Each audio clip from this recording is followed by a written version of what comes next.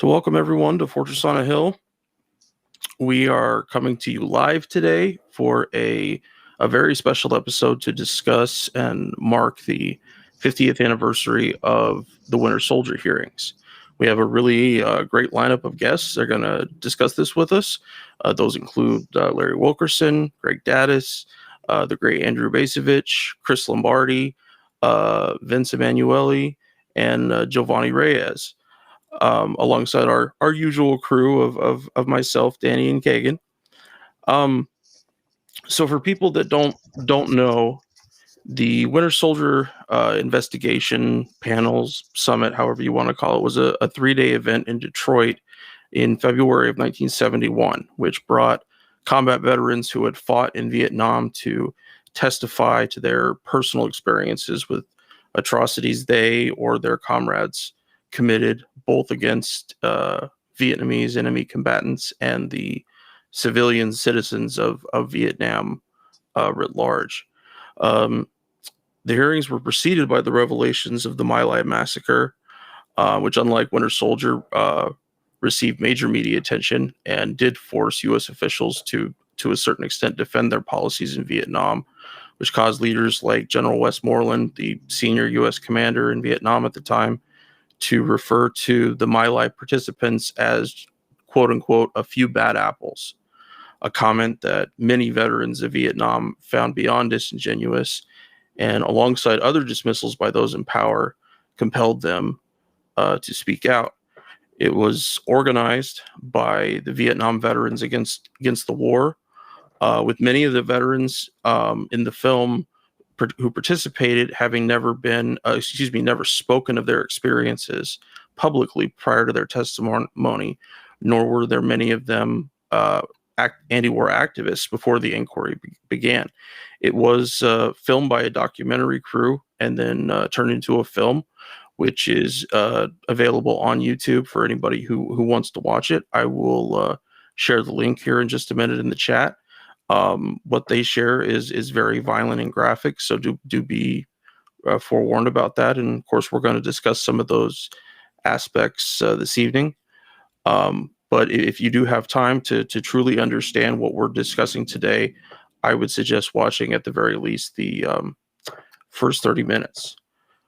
Danny, what do you got for us today? Well, first of all, this was a late stage thing that we came up with doing the show, and it was Henry's kind of brainchild. He had realized that this commemoration was coming up, and I'm really glad that we're taking the time to talk about it. I think tonight on the live stream, that panelist lineup, that sequence of 6 people, intergenerational, different experiences, different eras, and coming at it from different angles is really the value. One of the things we're going to do, especially up front, is we're going to bring on, historians, starting with Greg Daddis and a little later on, Chris Lombardi, who are going to just really build on that context and backstory, because so often these events, they're just kind of like taken over by different groups and they're memorialized for certain reasons, and they're taken out of their actual historical context. And so we're going to be able to really frame that with the Vietnam War historian, and then also sort of the GI dissent, military dissent historian, Chris Lombardi. I think one of the things that we're going to highlight throughout this process is that, in 2008, the Iraq Veterans Against the War did something pretty similar, right? The sort of Iraq-Afghanistan Winter Soldier hearings. And one of the things that's interesting about that, as you studied, I wasn't involved in any of that. I was still carrying water for the empire, dutifully. But what's important about it, I think, is that while they were unique events with unique individuals and their own kind of contingency and agency, a lot of the same struggles, pushback, but also emphasis and power was shared across them. And so it's worth a contrast and a comparison to analyze the legacy and relevance of, Winter Soldier 1971 and then also 2008 in this time of transition, post 9/11, to War President 4.0 of what used to be called the War on Terror. And really the only wars in American history that can be looked at that way, besides wars on the Native Americans, are Vietnam and the Philippines. And depending on how you count, Vietnam, if you look at when the first advisors go in, you're talking about 5 war presidents. So there's some similarities there, despite them being different wars. When I talk about the backlash, we're going to get into this, especially as we transition to the post 9/11 veterans. we're looking at active government and media sabotage, to some extent in 71, which I'm sure we'll get to. That's the Nixon administration. That's also just media blackouts, not really being covered. And there were some similar stories about the New York Times kind of like overtly not covering the 2008 hearings. And so I'm sure we'll hear more of that later. There was also a use of veterans as political pawns. This idea that if there's an element of veterans that are against the war, the Nixon administration is starting to think, and other elements, well, we should form our own groups that are pro-war and have these counter rallies. And then everyone's using different veterans for their own political purpose. That happens in Vietnam, and it may ring true today to a lot of people. There are some missing components today. I don't think we've seen the same level of, say, celebrity support that there was in 1971. And we can argue whether that's positive or negative or what it really means. And then I think that this idea of, what did the politicians do? And I think that there is some difference. And I'm hoping that, Colonel Greg Daddis will probably hit on this, as well as Chris Lombardi, and maybe even some of our Vietnam vets. But, you had folks like Senator Mark Hatfield, who read this into the record. He's this kind of old-fashioned Republican dying breed, although I think this one we should just say dead breed of, World War II veteran who then breaks with his party a whole lot, especially on foreign policy, opposes the Vietnam War, somewhat, in favor of the nuclear freeze movement, and then even one of the only two Republicans to oppose the Gulf War. And then, of course, there's the Fulbright hearings that follow. I think we saw probably a little bit less than that in terms of political support in 2008, although there were, of course, the Progressive Caucus holding some hearings. So I think that the key here is to look at some of the relevance and, kind of let our speakers do the talking, because we've got a great panel tonight. I'm really excited about it on short notice. Kagan? Oh, I was just going to reiterate a lot of what you said, honestly. Just paying attention to, what is the purpose of veterans when they speak? How is the narrative portrayed? What does it was funny that it was ridiculous that this was basically not covered outside of Detroit. Like, nobody wanted it to be a big thing. Everybody wanted to just make it as hush hush as possible. And I found that to be, not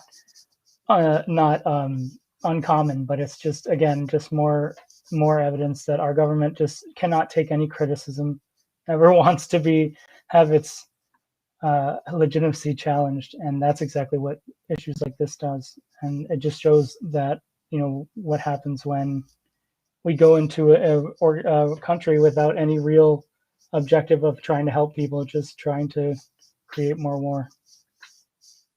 Oh, yeah. Well, with that, I think that for once we're going to do less talking than usual. And, I'm going to briefly introduce, we're each going to kind of take the panelists in sequence.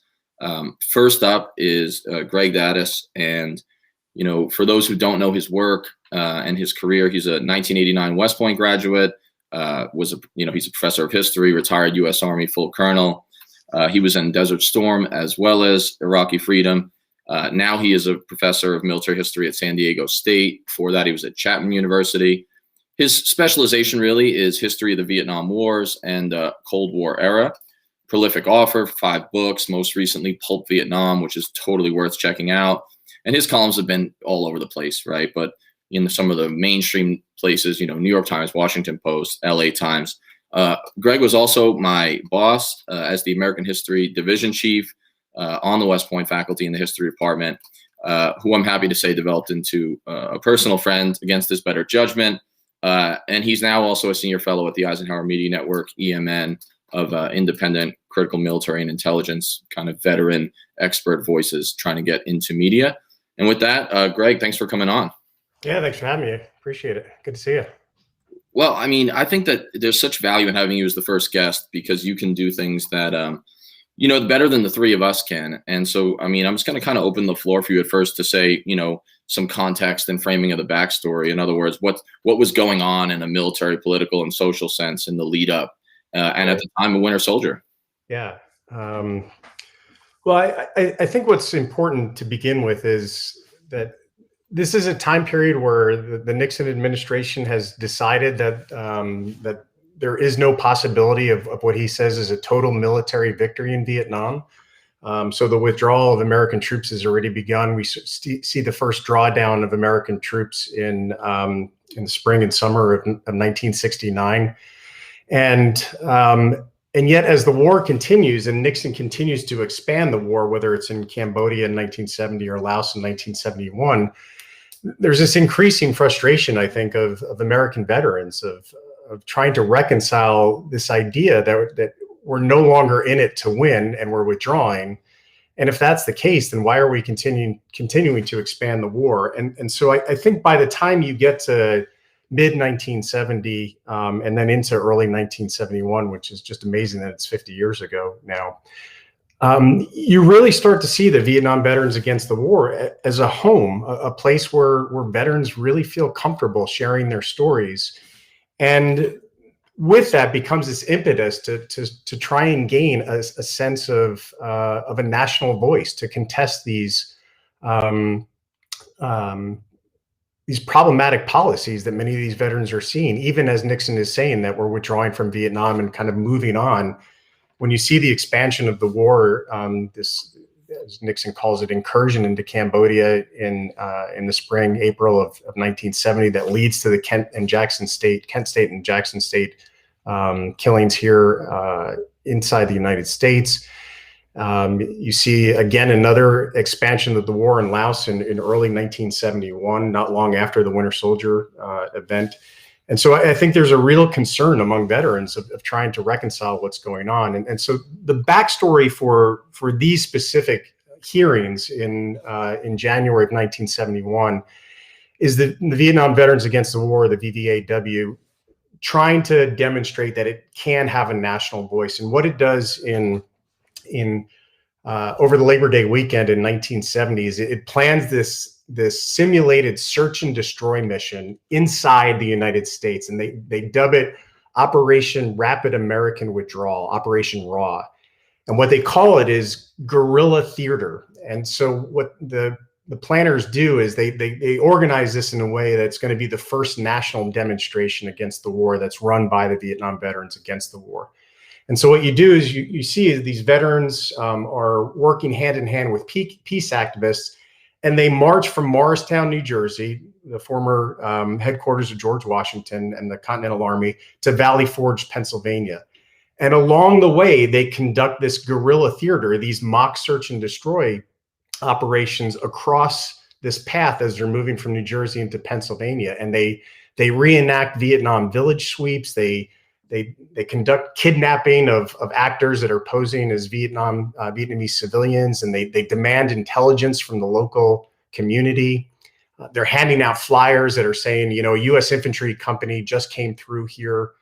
And it does actually cause quite a bit of media attention, creates a good deal of national media attention. And it's interesting here to see the generational tensions that you actually have a number of World War II veterans that are lining the route of march, and they're heckling these Vietnam veterans and calling them unpatriotic and demeaning on them. There's even reports of World War II veterans spitting on these Vietnam anti-war activists along this route of march. And so, I think this is an important context, Danny, because what it does is it really shows that the Winter Soldier investigations and the hearings that will happen in Detroit are part of a much larger context. And it's really an organization that's trying to find its voice and trying to grab all of these different media outlets and organizations across the country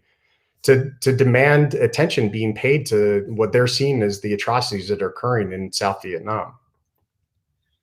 Well, there's two things that jumped out at me about what you were saying, and one is something specific that you've written about Winter Soldier and about gender and its role sort of in the Vietnam War, but also in the Vietnam anti-war movement as well. And then the next thing that I want to talk about is kind of the scholarly debate about the effectiveness of the anti-war movement, and specifically the veteran one. So, but starting off top with something kind of specific that I think is interesting. We don't think a lot about female any time before really than post 9/11 or maybe the Gulf War. And And you had written an article, which I just love the clever title, Mansplaining Vietnam, which I believe was 2018. And you were saying that this is quoted, the construction of a male-dominated memory began, even as troops were departing from and dissenting against the war, and talking about how of the 100 veterans and 16 civilians in the testimony of Winter Soldier, there were 4 women. Then they were kind of subordinated within, if not expunged from such narratives. And not to take anything away from Winter Soldier, but I just think, when I read that article today, I thought, well, that's something you don't hear a whole lot about. So maybe if you had a few minutes on just that context in general. Yeah, I think even what you see in these demonstrations is a kind of gendered narrative of the American experience in Vietnam, that it's only those male American soldiers that are able to speak directly to the war experience. And part of that is that they craft themselves as victims of the war effort. Vietnam is something that happens to American soldiers, not what American soldiers do to Vietnamese. But I think what you start to see very early, and even in these Winter Soldier investigations or the hearings, is a belief or an assertion that the only people that can speak authoritatively about the American experience in Vietnam are those that have actually seen combat. And as we know, I mean, that just wasn't the American experience in Vietnam. Less than 25% of American soldiers actually served in combat positions and saw combat.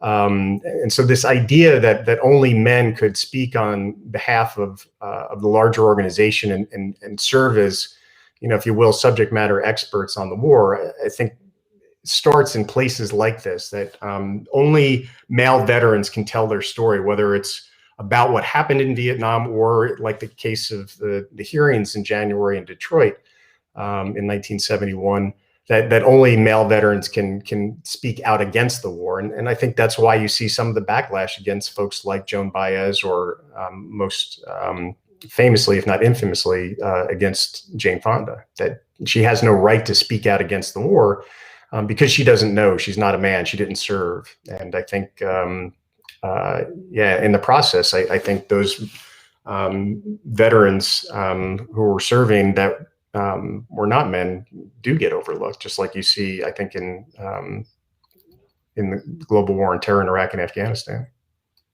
Absolutely. And I think that, just in my own limited experience, I've seen that sometimes within anti-war veteran communities, even progressive ones, like sort of style progressive ones, there can sometimes be this measuring contest of like combat experience. And it's like, is your credibility is somehow like how many times you were shot at or how many people you killed. And that, of course, can be problematic. And yet I wonder, leading into this kind of next question, because I've always been interested in like historiography and debates within historians, because I'm a hyper geek, like you, I learn from the best. But the Vietnam War seems one of the more contested, right? Yeah. It's like Civil War, Alamo. You remember when we were teaching at West Point. Right. So I guess what I'm interested in is, what do scholars say about the influence, effectiveness, or decisiveness of the civilian, but especially the military anti-war movement, events like Winter Soldier specifically, in bringing the war to a close? And is there anything remotely close to a consensus developing among serious scholars on this? No, the short answer is I don't think so. This is still a hotly debated topic about the effectiveness of the overall anti-war movement and clearly the veterans' place in it. What the veterans do, I think, is place politicians in a problematic place, right? That it's easy for folks like Nixon or Vice President Agnew to, what does he call them? The nattering nabobs, right, of negativism and these weak-kneed college elites that are avoiding the war. It's much harder and comes with a much greater political risk to attack veterans who are speaking out against the war. But to answer your question, I don't think there is consensus among Vietnam historians on the effectiveness of the anti-war movement as a whole. There's even still significant debate of when the peak influence was. Did it happen in the aftermath of the Tet Offensive in 1968? Did it happen after Kent State and Jackson State? Is it happening now during the Winter Soldier investigations, or this huge march that will occur in the aftermath of the Winter Soldier? This march on the Capitol. And I don't think we're going to come to consensus anytime soon this question, and clearly the place of veterans inside of this larger anti-war movement is still part of that argument that is unfolding today. I've found it interesting that Vietnam has maintained this kind of hold or grip. Maybe it's lessening a little, but it's still pretty pervasive. It seems that from, El Salvador, 1979, at least, right through, it's like people will look at Central America, they'll look at the Gulf War, they'll look at Iraq and Afghanistan, and then they see it through some sort of Vietnam lens, but it doesn't always seem that it's an accurate one or even factually accurate. Why do you think that is? Why the hold of that? I think in large part because it's still Americans in general wrestling with the fact that this is the first episode in the post-World War II era where we're confronted with the limitations of American power. And I've said this many times. I mean, this is why we continue to struggle with Vietnam, is because it doesn't fit the narrative of American exceptionalism and the standard narrative of progress over time. It's hard to contest the fact, and although some still do, that the United States did not win in Vietnam. It did not achieve its political objectives, and I think with that then should come a lot of soul searching. But instead, I think what you find is a lot of mental gymnastics to move around the problem of us not accomplishing our political objectives, and I would argue overall the misuse of American military power in the attempt to achieve those political objectives. And I think that's what you see these veterans speaking out against. They're seeing the political conflict unfolding inside South Vietnam. They're seeing how the application of armed force is upsetting that political conflict and not doing anything really to solve it. In fact, making it much, much worse, especially for Vietnamese civilians. And so that's why they're coming back and speaking out, because they don't feel that their side of the story is being told, and are genuinely, I think, concerned, upset, horrified by what America has become in Vietnam. And that's what they're speaking out against. And I think that's really the genesis for these hearings that you see in Detroit in early 1971. One of the things that we mentioned in the intro and that you touched on a bit, specifically with the World War II veterans, I mean, heckling and like spitting reportedly on some of these veterans. Right. It seems to me that a lot of different groups are like this internally, but veterans in general can be kind of brutal, sort of like invented, or at least have been longtime strong appliers of like modern day trolling. Right. And I kind of want to like end with some of the relevance and not lessen so much, but like comparisons to today and where we're at. And you wrote a piece about almost a year ago, for the History News Network. And I thought it had a provocative and kind of dead on title. And not just because I was profiled in it. I think more importantly, Ron Kovic was, right, who was prominent anti-war. And we both had a chance to meet him, right. Anti-Vietnam War activist born on the 4th of July. But the title of it was, Patriotic Veterans Only, Please. And just, really quick, I mean, you had said at one point in the article, citizens may reflexively honor their countrymen and countrywomen who have served and continue to serve our nation in uniform, but they too often are eager to attack those who don't fit their preconceived notions about what it means to be a veteran. For those who break socially sanctioned views of a patriotic veteran, public wrath can be as swift as it is outraged. So I guess maybe if you could kind of touch on just, why that is, how it played out in Vietnam, and what you think the lesson is forward, not only for the IVAW event in 2008, but, here in the transition in 20 years of war. I think in large part because we want to believe a certain storyline. We want to believe that greatest generation narrative that we've constructed. This idea that selfless citizen soldiers go off to war, they fight a good war for very positive ideals, and then come back and are honored for their service and very easily reintegrate back into society and continue their service to the country in different ways. And I think what you see in the Winter Soldier hearings is a bunch of veterans contesting that narrative and saying quite simply that it's not true, that they're sharing this testimony and allegations of atrocities and criminal behavior. And, the opening statement from this Lieutenant William Crandall talks about Americans going overseas to preserve the peace And instead, as he says, all we did was set all of Indochina aflame. And I just don't think that that's a message that most Americans want to hear. You know, they're arguing that My Lai is not an isolated incident, and they're arguing that war is an atrocity-producing situation that's bordering, as one veteran says, on full and final genocide. And that's not the narrative that Americans want to hear. They want to hear that we go overseas, we send our strong, young, good men overseas, and they represent us well. They achieve their objectives. They help spread democracy and American values and ideals, and then come home as victors.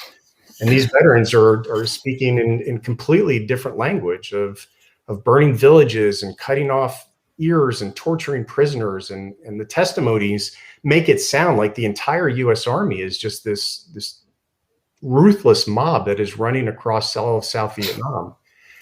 And that's just not the story that we want to tell ourselves. And I think with that then comes a backlash. And so if you don't fit that model, that constructed model of a patriotic veteran who is proud of his service, I think there are consequences for that, and you do see pushback against the VVAW as it continues to tell this story in Detroit, and then certainly as it moves on to DC in April on its march on the Capitol.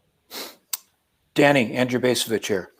May I ask a couple of questions of Greg? Please do, sir.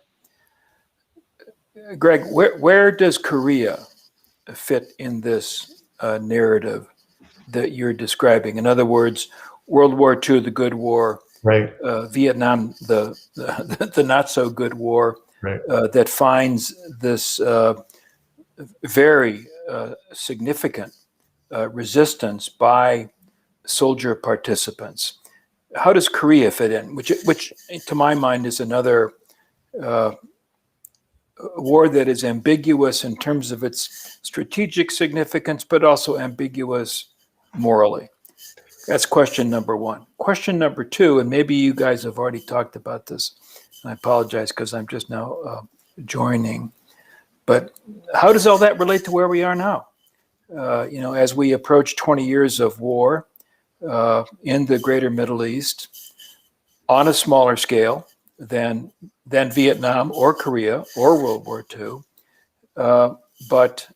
and I hope I'm not trespassing on others' views here, but notwithstanding the significance of veterans' voices in opposing our so-called endless wars, by and large, it seems to me that opposition has not come anywhere near what it was in Vietnam. So 2 questions for you as a historian.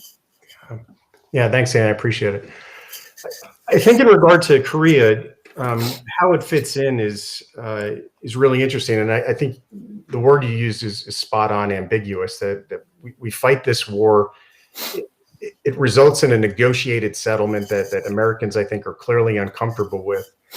And yet at the same time, I think many policymakers in DC can still make the argument that communism was contained, if not successfully rolled back. So there may have been a negotiated settlement that many Americans were uncomfortable with and were questioning the sacrifices to get that negotiated settlement.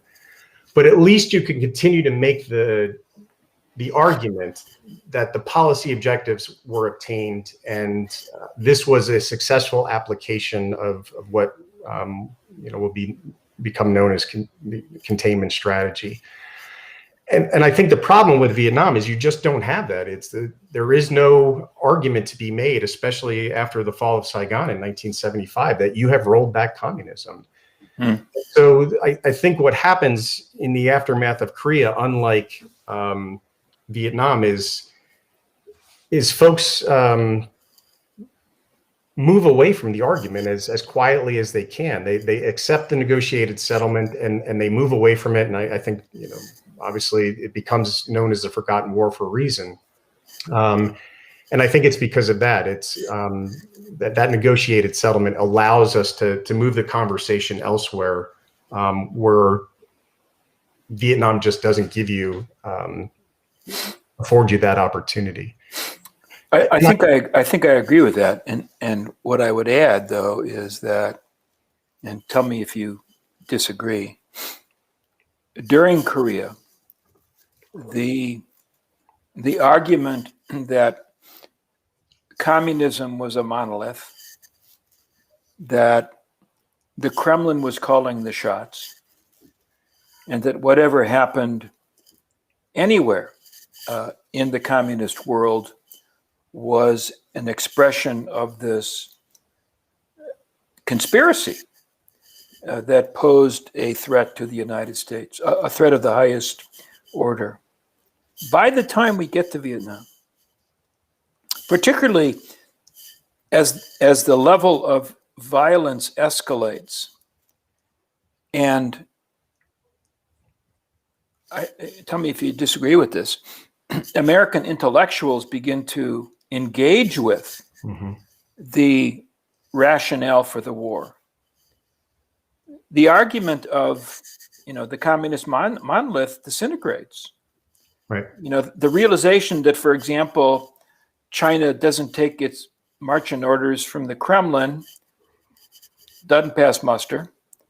The realization that the Vietnamese, in fact, have at best a complex relationship with the Chinese, the whole thing kind of falls apart. Which is a way of saying, I think, that the debate about the war and its historical context matters hugely in terms of shaping attitudes, and therefore empowers Vietnam veterans to speak and to be taken seriously. Is that kind of right? I think it's absolutely right. I think without question, there is a Cold War consensus in the early 1950s during the Korean War and in the immediate aftermath that cuts across the American foreign policy establishment and academia as well. That McCarthyism by 1953 might be on its last legs, but that idea, as you noted, of a monolithic, expansionistic communism, international communism driven by Moscow, is very much part of American political life as well as American cultural understanding of what the Cold War is turning into. And I think you do see, especially in the aftermath of the 1968 Tet Offensive, a questioning of that consensus and the assumptions on which that consensus is based on. Tet allows not only intellectuals, but I think those in Congress to start questioning governmental policy because enough of their constituents are asking harder questions and wondering if those early assumptions that NSC 68 are built upon are still valid in a changing world. And so I think you're absolutely right that historical context is crucial to understanding not only the consensus, but as you see with these Vietnam veterans against the war, those that are willing to stand up and vocally question that consensus. So what's your judgment? And I didn't want my question to sort of give my view, but I mean, what's your judgment about the intensity and impact of opposition to our post 9/11 wars by participants, and how that may or may not compare to the Vietnam case? My sense is, and I'd be really interested to get everybody else's opinion on this, is that I don't think it was as well organized. I don't think that there was a national organization that reached the level of efficiency and effectiveness that the Vietnam Veterans Against the War organization had.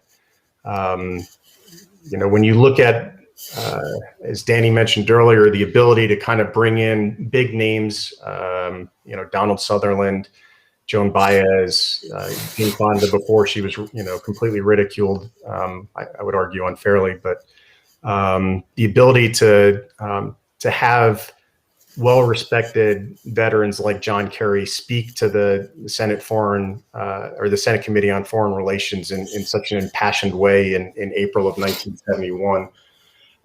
My sense is I just don't know if you've had that level of organizational effectiveness in the veteran anti-war movement from a national perspective that you saw back in the late 60s and early 70s. And again, I'd be interested to hear others' opinion on this, but my sense is that grassroots movement that you saw in the aftermath of 9/11 just never moved to a singular organization that really had a punch politically inside DC.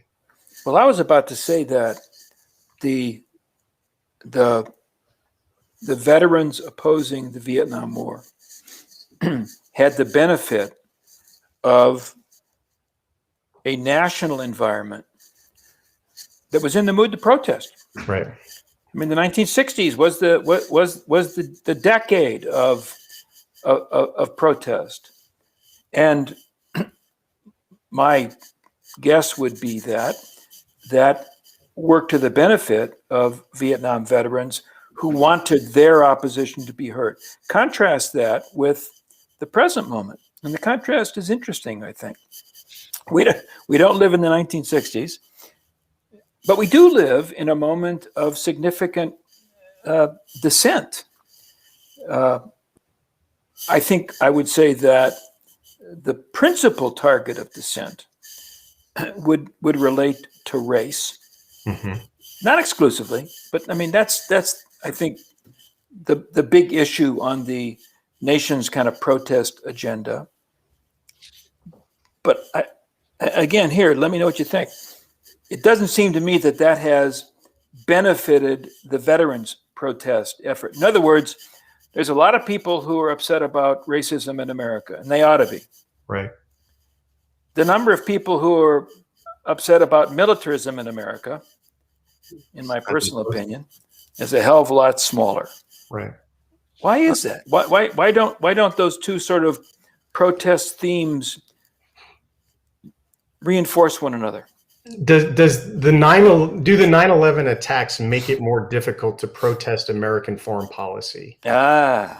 Because if you are branded as protesting foreign policy in the post 9/11 era, does that not only make you unpatriotic, but also clearly you don't? I think that's got to be it. In other words, it's one thing to claim that the Gulf and Tonkin incident was contrived and bogus. A little bit different to say the same thing about 9/11. I think that's a very good point. And I think you see this in I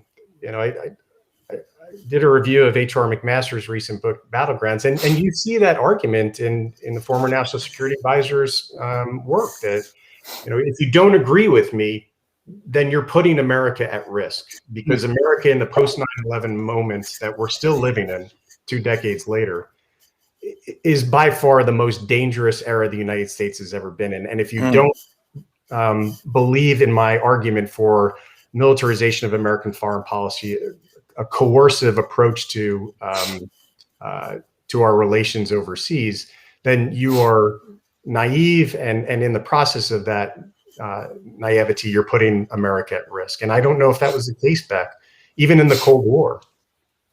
You're affirming my decision not to read McMaster's book. So I'm really glad that this conversation kind of kicked off. I mean, it's like we always have a plan for sequence until something interesting that's worth commenting comes up. So I was hoping that, before we let Greg go and give his kind of final comments and then focus a little bit on some specific questions for Colonel Basevich for Andrew, Jovanni Reyes, who's been a leader in About Face, Iraq Veterans Against the War, kind of pulled me into the organization when I was still on active duty. I thought maybe he could weigh in a little bit on some of the perspective and experience from the post 9/11 vets. He'll be on later to tell his specific story, but I think it could be valuable now. Hi, thank you guys for inviting me. But I wanted to point out interesting conversation they're just going on about the post 9/11 era and why the protest is not as it was in the 1960s. I went to see Kathleen Cleaver, former Black Panther, at Trinity University. I went to go see her speak, and then she was talking to the students there, and she was saying that she was telling the students that you guys are the millennials. You guys are smarter. You guys, have access to all this information. You guys, just like Colonel Bishop has said, there's a lot of dissent. This prime, you have to make the change that that you want to see. And she was giving all this, this emotional, pep rally, this type of thing to the audience there. And I asked the question. I asked her when it was, I asked the question. She took my question. Was that why is it that there's a lot of dissent, there's a lot of movements and a lot of students, but there's not a lot of interest in international things. There's not a lot of interest in war. We've been at war at that time. We've been at war for about 15 years at that time. There's hardly a peep on that. Her reply has to do with a lot of media. Media is not focusing on that. Therefore, the interest it's not on it. Versus in my understanding, Vietnam, there were more. The war in Vietnam was televised. There was more media focusing on Vietnam at the time. So you couldn't hardly ignore it. Today, there's a lot of there's a lot of media, there's a lot of channels, a lot of ways to getting information. But when you're overloading the population with information, attention just becomes more expensive. So that was her reply. And I asked a college student at another opportunity. I asked her, I went to an interview. They interviewed me about, back then it was about ISIS and about Islamophobia and all that, right? And it was the professor that interviewed me had a student with her, and she was taking notes as she was asking me questions. And then at the end, I asked her a question. I asked them, why, in the 60s, 70s, there was a lot of student activism. Against the wars. Today, you don't see that as much. And what are students talking about today? What are college students talking about today? So the professor said, that's a good question. So you refer the question to her aide. And her reply was, well, what's pressing our mind, what's foremost in our mind is, how are we going to pay this debt, this college debt? That's the first, that's what's pressing, and now we're going to get a job, so after I graduate college, that was her main concerns. And also at the lesser concern, but not so much lesser, but another concern that according to her, a lot of college students have is more in a realm of identity, of identity politics, in queer LGBTQ empowerment, women empowerment, Black empowerment, all these other identity stuff, but pretty much not so much focused on foreign policy, because foreign policy seems to be complicated and alien, so not to focus much on it. So that's what I would say. Difference today, as far as why movement doesn't focus much on the 20-year never-ending wars that we are right now, versus in the 60s and 70s. Where they were more focused on it, where just like Colonel Basevich said, there was a decade of protests, and it just so happened that the Vietnam War was going on at the same time. Could I jump in on this? I just have a question. I think the easiest way to connect militarism with everything that's going on is to talk about the militarism in the police, and to talk about the police tactics that they have used overseas, or the use of the way that we've done things in Iraq and Afghanistan over the last 20 years now, and how that has come home. I think that actually really resonates with folks, because then they can see the line. They can see the fact of oh, this is stuff that we've done over there, and we're bringing it over here, and this is why it's impacting you. And it's just harder because so many kids, we talk a lot about on the podcast about an economic draft, about the idea that, the military basically wants kids to join in lieu of getting a job when people are concerned about economics and everything. It's like, well, here's a job, here's a way to get college, here's a way to do all these things. And so people can look at that as a benefit if they're just looking at it from that standpoint. And, we know that the military has just gotten smaller and smaller, and people spend more and more time deployed. So there's less and less people that have a stake in it, that there isn't a draft. People don't have to worry about that. And that really does make a huge difference. So that's one of the things that I'm going to ask Colonel Basevich about a little bit specifically, just because of some of his work and on this subject, specifically the book Freedom and Trust, and really throughout a lot of his work. And I think that that's an important context as well. Before I do that, Greg, I wanted to kind of give you an opportunity to give some like closing thoughts on the relevance and legacy of this. And before I just do that, I found another article where you were sort of quoted a couple of times in it. It made me laugh a little, and I'm not sure how it relates, but maybe it does in terms of legacy and the changes within the military, is what you're kind of talking about, but especially in the veteran community. It was a 2015 article on the 40th anniversary of the fall of Saigon. And, you were still active in the Army. We were working together at that point. You were on the faculty at West Point. And there's this interesting part where the author wrote regarding your sort of critical take on the war overall. And he says, I asked Colonel Daddis if his skepticism is now widely expressed at West Point. And next says, in the history department, Daddis said with a smile. And, that kind of made me laugh, because obviously we used to always joke about being the hippie department, maybe along with English and at war with Soch or whatever. But, just any closing thoughts for a few minutes before we transition some of the questions to Colonel Basevich. And of course, feel free to stay on and weigh in. It's a great conversation. Thanks for hosting it. I think maybe as a summary, the problem that Vietnam veterans against the war faced is a similar one for veterans today that are opposing the over-reliance of armed force in American foreign policy. And I think it's amplified today in the sense that the problem today is having your voice heard in this age of daily rage. And clearly the VVAW encountered similar resistance in getting their message out. But I think the challenge, especially in the immediate post-Trump era, is that we have so much to recover from in terms of all these domestic body blows that we've suffered, in terms of the pandemic and the economy and white supremacists and income inequality and police violence. And the challenge with all of this is, as folks are getting on social media and daily just raging against the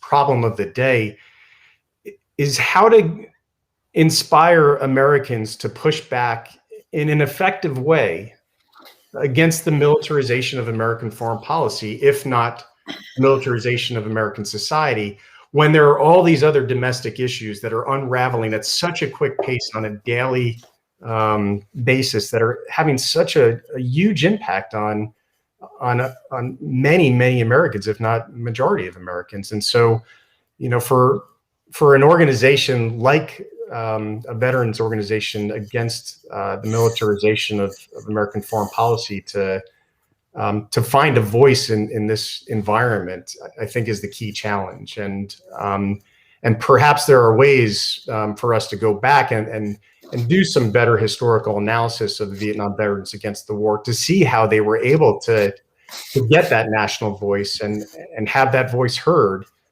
to the point where they were able to have representatives from their organization giving impassioned testimony in front of the Senate, and at least in some way we can debate the effectiveness, but having some impact on the overall anti-war movement. Let me respond to that, which I think is exactly correct. And I would add this additional factor. It has to do with our politics at the present moment. So, we get a two-party system. Republican Party, for all practical purposes, has abandoned any conception of any principle whatsoever. Whether the party will reconstitute itself in a meaningful way very much remains to be seen. The Democratic Party, it seems to me, is divided between a progressive wing and a centrist wing and the centrists have prevailed.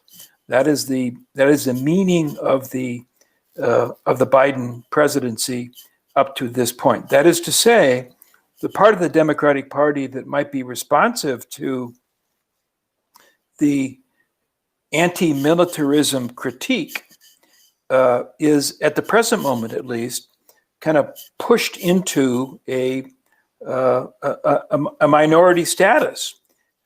And as long as that's the case, but there's no indication whatsoever, as far as I can tell, for example, that the Biden administration is interested in reducing military spending, in reevaluating the global empire of American bases. So our politics today is also not conducive to the kind of critique that veterans who oppose our never-ending wars are in a position to offer. Yeah, I think that's a great point, Annie. And in short, how do you incentivize politicians like Joe Biden to take these matters and put them to the forefront of reevaluating American policy, both domestic and foreign?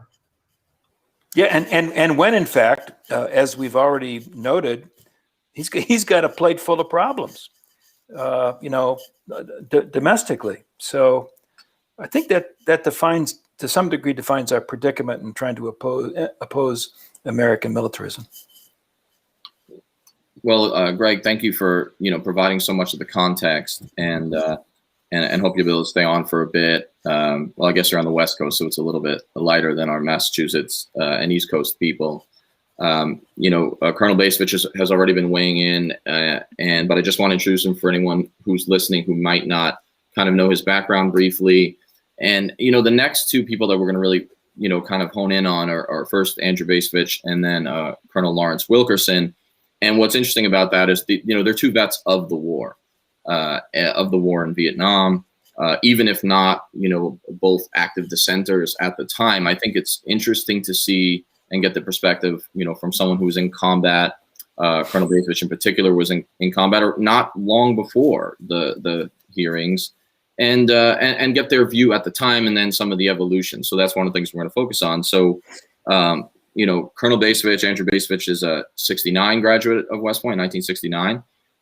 Later went to Princeton, served in the Army for a number of years, 1970 to 71 tour in Vietnam, and then also a tenure on the history faculty, which I guess seems to be a running theme with some of the people that I collude with.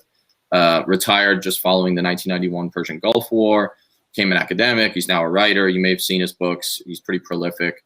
New American Militarism, Limits of Power, War for the Greater Middle East, Age of Illusions, and then coming up here, After the Apocalypse, America's Role in the World Transformed. He's now the president of the Quincy Institute for Responsible Statecraft.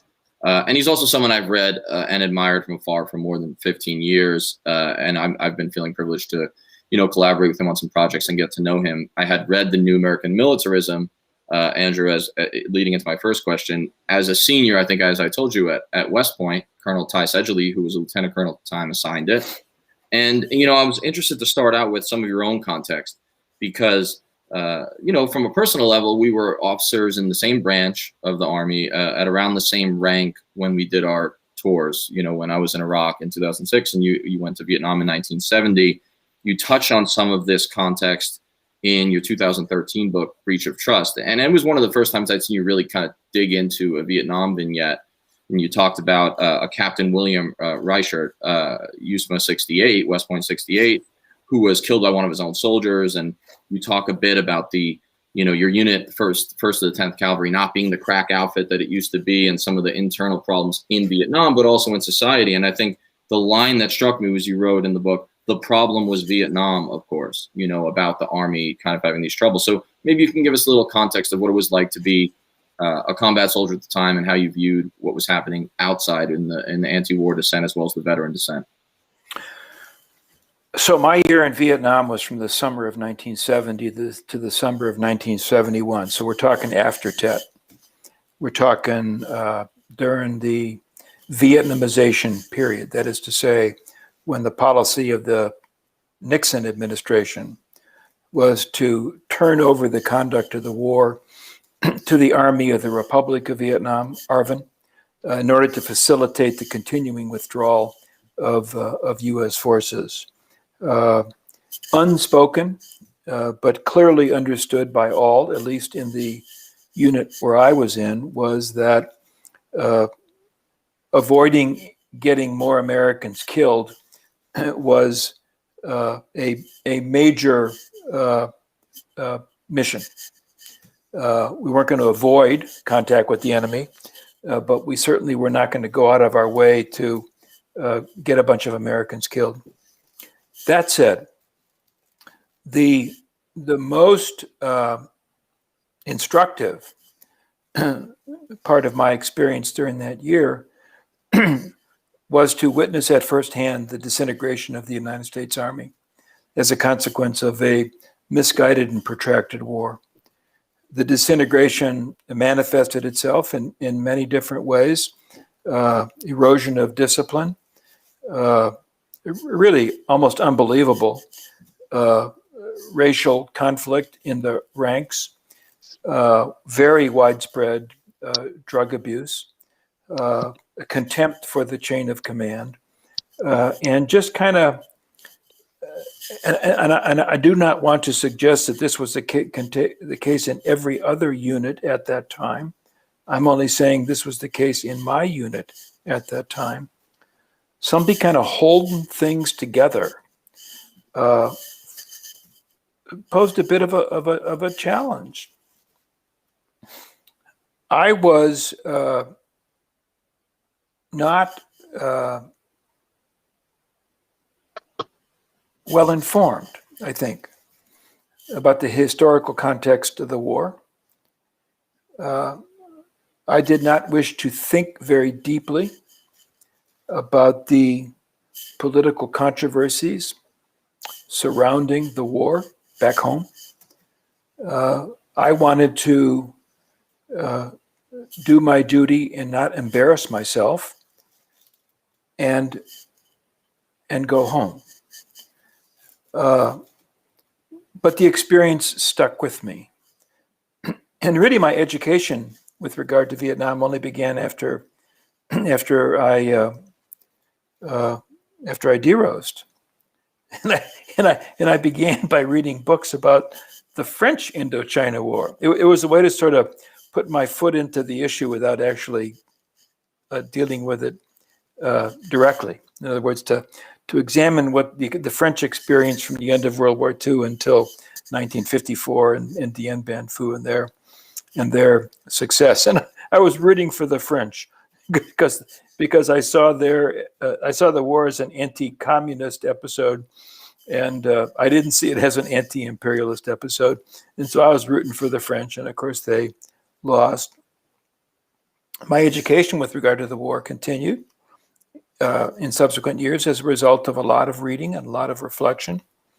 But I have to say, I think I only really fully came to a judgment about the Vietnam War after 9/11 and with the invasion of Iraq, which I viewed as an act of such recklessness that it caused me to think very deeply about really all of the rest of U.S. history, America's role in the world. And in particular, it caused me to rethink the Cold War, because the Iraq War was such a radical contradiction of everything that I had been raised to believe in with regard to the history of the United States, particularly since the end of World War II. So as an active duty officer for 20 plus years, I was not a dissenter. I probably should have been. I was not a dissenter. I'm kind of a late in the game dissenter. And I regret that it took me so long to come to the position that I now inhabit. But, there you have it. Some of us are slow learners. I'm a slow learner. Well, you'd mentioned that you stay in after your Vietnam tour for, about 20 more years, rise through the ranks. You've been quoted a few times. I think it's in one of your books about saying, I didn't have an original thought until I was out of uniform. and I remember that striking me. But at the same time, I mean, just to kind of like push in a little bit, I imagine that even though it was 9/11 and then retiring for that brought forth some more in-depth thoughts.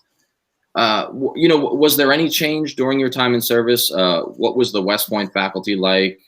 How did you have evolving views even before then on these anti-war soldiers, right? So these anti-war veterans, how did you view them in 1970, 71? And did that change at all until you were out of uniform?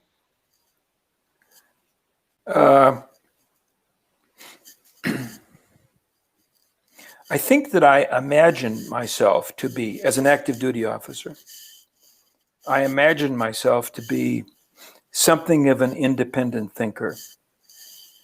And so I published a couple of books. I published a few articles in which I was sort of gently pushing back against orthodoxy. But again, I say this with some embarrassment. I didn't do anything that was going to jeopardize my prospects for continued upward mobility. When I got out of the Army, it was not an easy transition, to go from this way of life to a new way of life. But it didn't take long for me to understand that my new way of life, freed from the responsibilities of being a serving officer, invited me to begin to think differently. And again, as you suggested, this occurred basically just as the Cold War was ending. So the framework of analysis that I had adhered to since I was a very young man simply lost relevance. We were in a new world. We were in the post-Cold War world. And it was a world in which many prominent figures purported to understand very clearly what it was all about. That we were now the indispensable nation. That we were the sole superpower. That after Operation Desert Storm, we possessed a military superior to any other seen in all of history. That the triumph of liberal democratic capitalism was now inevitable. All we needed to do was to push on this open door, and it was all going to happen.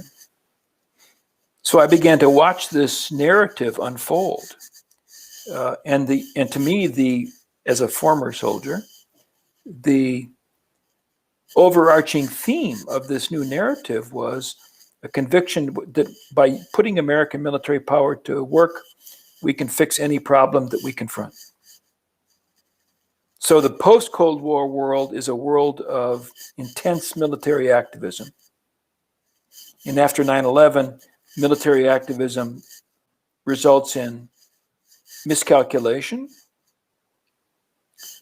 tragedy, and basically squandering the position to which we had risen by the time of the fall of the Berlin Wall. That was my story. And that's really the story that I've been kind of trying to tell for the last couple of decades. And I've always found it particularly interesting. And unfortunately, Colonel Wilkerson has another commitment and is going to pop off. But this idea of it sounds from everything that I've read in the officers that even taught me, especially the colonels who taught me at West Point 2001 through 5. It's not a dissimilar experience. This notion of the military falls apart, the military is sort of saved by this new generation that then triumphs in the Gulf War. It's a very teleological narrative, and it makes sense. And I think one of the things that frames that narrative is this transition that you've written about so much that I think does have an effect on the anti-war movement, obviously, especially the veteran anti-war movement, is this transition from a conscript to a volunteer professionalized force. So really the last thing that, I wanted to ask you before we get Chris Lombardi to come on and talk about the long historical track record of GI resistance is, you've written extensively about the motivations, the process, and the ramifications of ending the draft and moving to this all-volunteer force. And in Breach of Trust, you had said that in the wake of Vietnam, the American people devised or accepted a single crisp answer to the questions of, Vietnam, which is not us. Except as spectators, Americans abrogated any further responsibility for war in all of its aspects, and with the people opting out, war became the exclusive province of the state. What effect do you think that has had on the anti-war veteran movement, the response to it, and the volume and scope of it? Well, the big effect on on the population more broadly is that it underwrote irresponsibility. As long as I say I support the troops, I'm cool.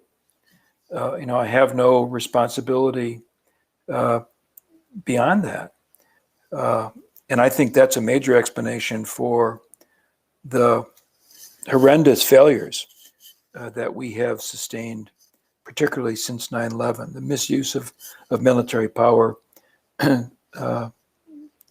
that really provides the context for this conversation. Now, how does that affect Vietnam? Not Vietnam. How does it affect veteran opposition to misguided military policies? I'm not sure. Others need to help us here. But maybe part of it is this, that putting the veterans on a pedestal, that they're better than the rest of us folks because they're veterans, in an odd way, deprives them of a critical voice. We don't put veterans on a pedestal so that they can tell us how screwed up the country is or how screwed up our policies are. In a sense, we put them on the pedestal so that they can affirm that the sacrifices they have made in Iraq, Afghanistan, or wherever were, quote unquote, worth it.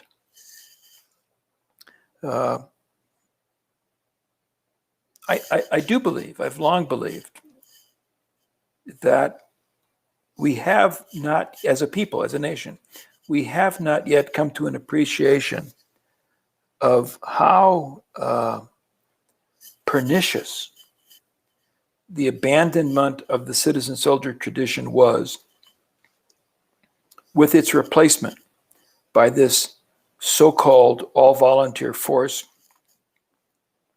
which really is what the founders would have called a standing army. And frankly, in Washington, as far as I can tell, there is no interest in exploring that subject. Danny, I'm going to have to move on. Please. So thanks so much for coming on and for offering so much interaction with the last guest, Greg Daddis. Always a pleasure to have you on, and let's do it again sometime. It's great. Greg, nice beard. Good seeing you. It was great comment. Thank you so much. Okay, bye-bye. Henry, I think, Jovanni, did you want to, Colonel Basevich stuff, I'm not sure if you wanted to jump in with your question, because someone, particularly Greg, might be able to jump in on this, or Chris Lombardi, who we're going to introduce next. I did. I wanted to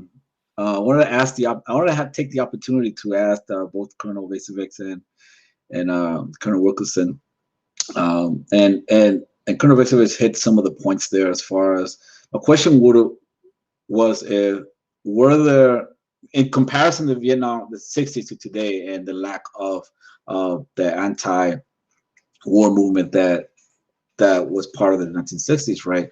Was there also an adulation, a hero worshiping for the military back then as it is today? And also, I wanted to ask if he feels that that the 1980s is partially responsible for cultivating the culture of soldier worshiping, military worshiping, of cultivating that,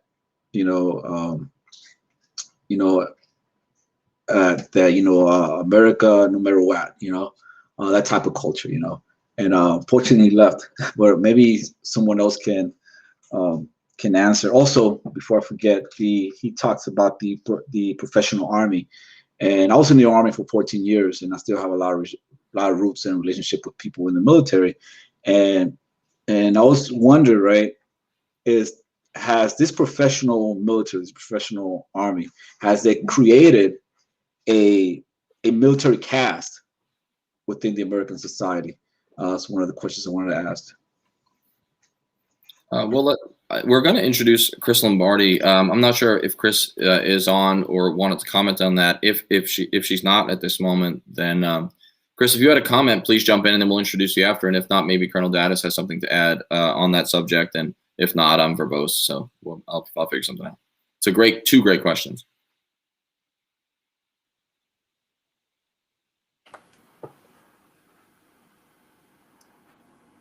Greg, why don't you go ahead and jump in? Yeah, I think I think there is something to be said for the Reagan era and the rehabilitation of the American combat soldier in Vietnam, a part of where we're at today. This idea, as Susan Jeffords called it, the remasculinization of America in the aftermath of Vietnam, to take this pretty traumatizing historical event for many Americans and recast it as actually Jimmy Carter will start this, and then obviously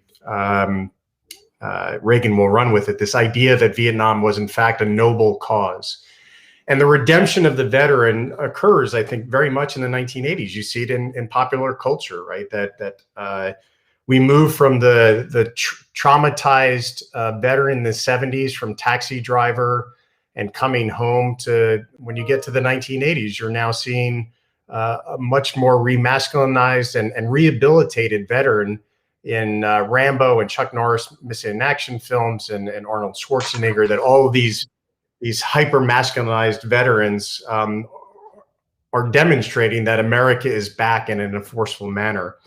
And I think the pendulum then continues to swing into the post 9/11 moment, where there is a collective, I would argue, a collective national guilt for how Americans treated Vietnam veterans. And we want to ensure then that doesn't happen again as veterans come home from Iraq and Afghanistan.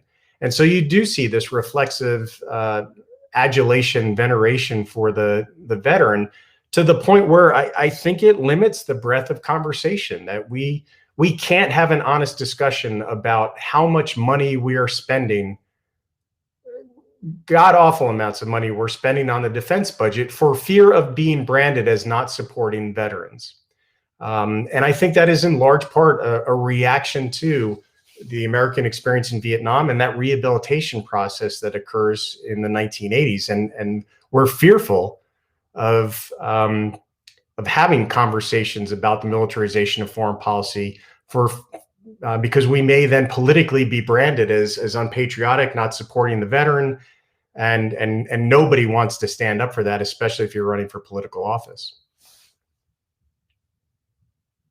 No, I think that the Reagan pivot is really important. One of your former instructors and my former colleagues, Ben Griffin, writes about Reagan and film and culture. And this guy, this is a president who says that Vietnam was a noble cause. It's like a full rehabilitation, and then this sense of a national penance.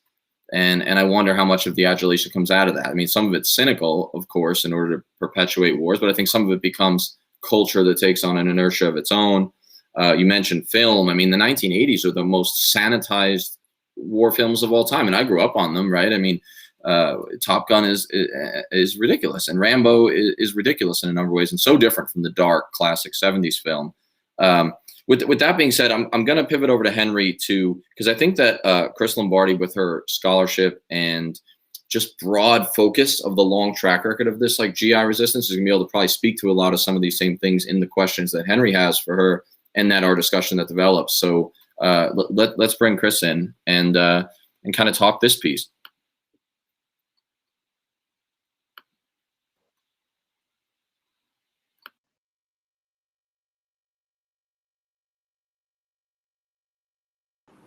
Get all my buttons pushed here.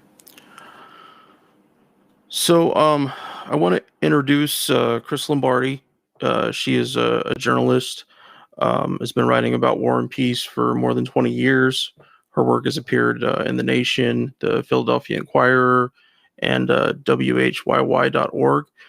She is the author of the amazing new book, I Ain't Marching Anymore, Dissenters, Deserters, and Objectors to America's Wars, which came out in November.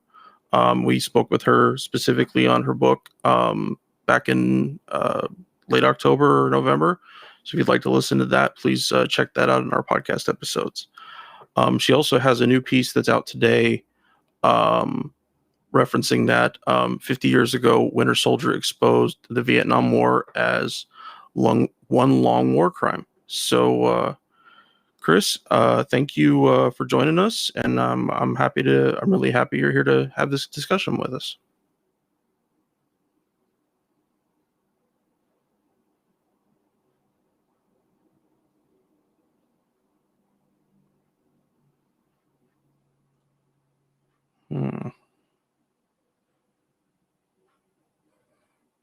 Not sure what happened.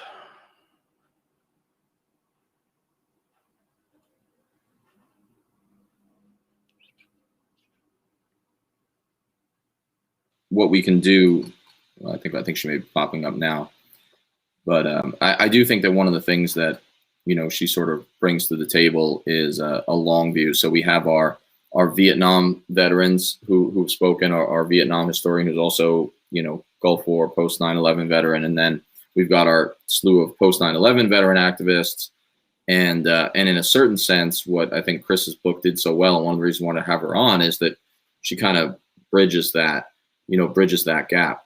I think what I'm going to do right now is I'm actually going to bring Vince Emanuele in. I'm going to introduce him. We'll knock out some of the first question on some of these, some of these issues, and then we'll bring Chris in, either following or kind of, in a discussion like we did with Colonel Basevich and Colonel Daddis. Because he kind of is our first veteran, besides the hosts, but in terms of people who were in on the ground early, Colonel Basevich was saying how he wasn't a dissenter. He probably should have been. He spent 20 more years. I mean, I have that feeling about 10 years, after I essentially was, as I've said a million times, I mean, I was against the Iraq War, at least in an unsophisticated manner in 2006, at the New Year's 2007. But people like Jovanni and Vince were in on the ground kind of early. They probably also feel like they weren't in early enough, but everyone's always hardest on themselves. Vince was one of our most recent guests on the podcast. He served in the United States Marine Corps from 2002 to 2006.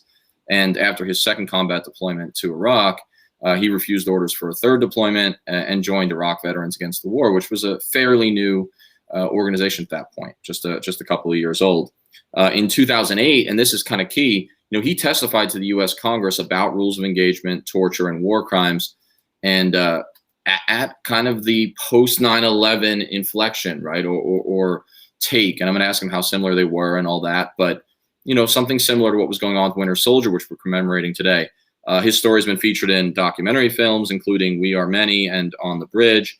He's the co-founder of Park Media, or Political Arts Roots Culture, community cultural center located in Michigan City, Indiana. Definitely check out our episode with Vince. He's always a great conversation. So Vince, I was just hoping that you could start off by giving us the personal context. I know you talked about this a lot on the last episode, but for different listeners, just very briefly, kind of the circumscribed version of service, decision to dissent, and then what that early experience of activism was like leading up to your testimony, and then I'll ask some specific things about the Vietnam sort of legacy or lack thereof. Yeah, thanks for having me, and thanks for everybody who's been on so far. I've enjoyed listening to everyone. So, long story short, joined the Marine Corps right after senior year of high school, came from a working class, blue collar background. Everybody in my family had served. My grandfather in World War II, 2 Purple Hearts. My brother's been deployed to Iraq, Afghanistan, Syria, and Libya. And my father served during Vietnam. So come from a long line of people who've served in the military. Was not out of the ordinary for someone like myself from a blue collar background in a Rust Belt town to join the Marine Corps. And for, I believe Greg had mentioned the movies of the 80s. It was a large part of my upbringing. You know, growing up in the Midwest, I was raised on all of those films and took them to heart, you know, and that sort of masculinity and also the glorification of militarism and violence. In any case, I find myself in boot camp in 2002 in September, School of Infantry, January of 2003.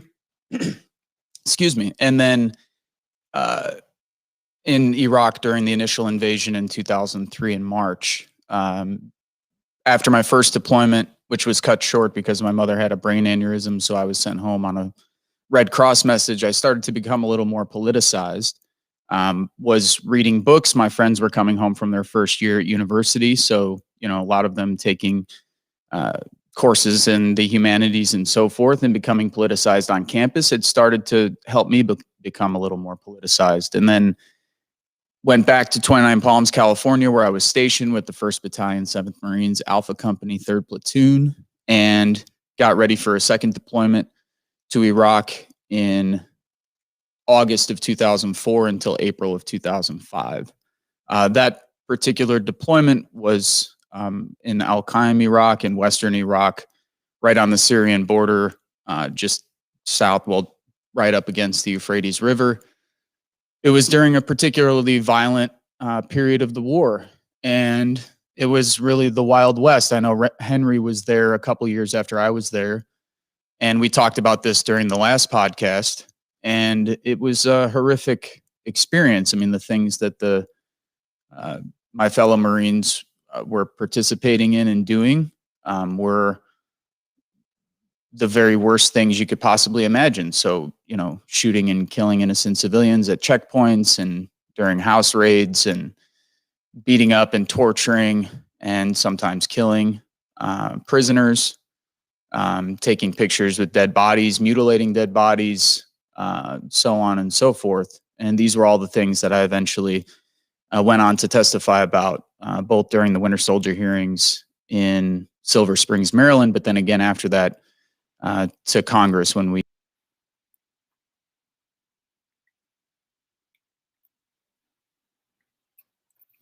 So I think we lost Vince briefly, and that's okay. You know, everybody has a plan until it kind of gets going. Jovanni, what was your, and we'll introduce you here in a bit.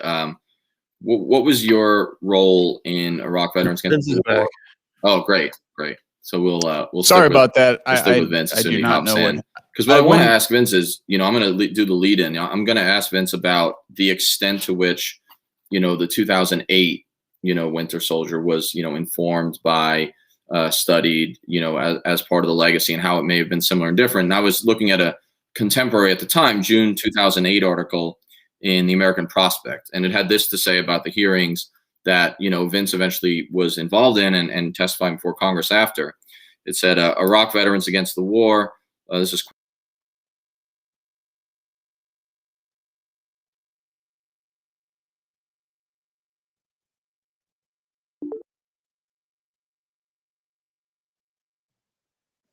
of the occupation. And said that IVAW is inspired by the Winter Soldier Tribunal held in 1971 by Vietnam War veterans. And then it gives some background on that. And so, Vince, if you were able to hear any of that, basically what I'm quoting this article that describes, you know, IVAW's campaign in 2008 as basically growing directly out of, being inspired by Winter Soldier. And I'm just interested in what it was like, you know, in the movement at that time as part of the organization and taking part in it. You know, to what extent was this post 9/11 version something similar, and to what extent was it motivated or informed by that earlier era? From what I can remember, it was very informed by that era, and both on a positive and a negative side. So one of the things I'll say, and I think we should look back at the history critically, when I got to Silver Springs, Maryland, I remember people coming up to me and being like, this is going to change the course of the war. Events like this could potentially end the war. And in hindsight, I just remember I'm thinking to myself, we were very, very naive. And I think part of the problem was that we were trying to replicate actions. In other words, I'm proud to have participated in it, and I'm glad we did. However, I think it's really important to recognize that we did not have a sophisticated view of organizing back then. And it was reflected, I think, in continuing to sort of replicate the actions from the Vietnam era. That was seen again, I believe, in 2012, 2013 during the NATO protests, of which I participated as well, in returning our medals. Those things are fine, and I'm again glad to have participated in them. But I do think that we had a maybe inflated view of what these sort of public symbolic actions were going to produce. So what kind of results did we expect to achieve from holding such events? It was a historical event, just like the original Winter Soldier hearings were a historical event. But in terms of changing the course of the war or having an impact on policy, it did not do those things. And I think for reasons that people mentioned earlier, I think Andrew Basevich made a great point that it was in a context in which people weren't nearly as organized as they were during the Vietnam era. So you can't just look, I think, at the anti-war movement during the Bush years and sort of criticize it in a vacuum. The reality is left-wing, progressive, liberal movements were not nearly as sophisticated, organized, robust, vibrant, or large as they were 40, 30 years prior. So might be more of a critical take, but I think it's important to look back at that history and sort of ask, what would we do differently today? How would we organize events? What kind of events would we organize, and where do we think our power is? And how would we wield that power as an anti-war movement? I think largely the anti-war movement has been stuck in this cycle of doing a lot, trying to mobilize people who already agree with us, number one, which is a dwindling number of people in terms of the people you can actually pull from. And I think doing symbolic actions over and over and over again without getting much in terms of results, there's a limited time and I think patience for that for most people, including those who are involved. I want to build on that just for a second and ask, for some personal and then broader, just observational perspectives on the public reception in a comparative framework. But, I'm interested in knowing what it was like at the time. That means, folks you ran into, people who were there, also media and political. So this is interesting to me because on the political side in 1971, even just vague research shows that, the Nixon administration was concerned about the anti-war movement. Obviously, there were memos, about, the plan to counteract Vietnam veterans against the war that Charles Colson has talked about. There were other memos saying, the problem with VVAW is that several of their regional coordinators are former Kennedy supporters, and that Bobby Kennedy. And that makes me laugh a little bit because I think about John Kerry in 2004, which is like the same year that IVAW is being formed. And of course, the media blackout was real. Some local Detroit papers covered it, Pacifica Radio, which also covered the 2008 event, I believe. But mainstream media, especially the East Coast papers, pretty much refused to cover the 71 hearings. There was a New York Times story a week later, and a local field reporter for the Times, Jerry Flint, said, with disinterest, basically, he said, well, talking about the atrocities, he said, this stuff happens in all wars, quote, end quote. And I've read some stuff about 2008, even though I wasn't involved. And the media coverage does still seem to have been somewhat lacking. And you talked about that as potentially a strategy issue to some extent, but it's probably more. So if you could kind of taking that past and maybe just framing it in, what did you experience and what did the movement experience in terms of public reception across those different frameworks? And even back then, we didn't have the kind of fast-paced day-to-day news media that we have today. But is true that it was a minor blip on the map. I mean, when I came home, when I drove back from Silver Springs, Maryland to Northwest Indiana, where I lived at the time and where I still live today, maybe 1 out of every 1,000 residents in Northwest Indiana heard about this event. And they were people who had already been engaged with the anti-war movement. So, you know, one of the reasons why I've enjoyed live here in Northwest Indiana, this is a broader point about movement politics, and that is because very much sort of, I think, where most of the country is coming from. And I think sometimes we get a warped view, particularly people who live maybe on the West Coast or live in New York or DC or Boston or Seattle or Oregon or, you know, the Bay Area or wherever, that we are maybe more important than we think we are. And I think this is particularly true for people who spend all of their time surrounded by people who agree with them. So if all of your friends are also people who identify as being in the anti-war movement, or if all your friends are also people who identify as progressives or leftists or whatever the case may be, that's a very small percentage of the total population in this country.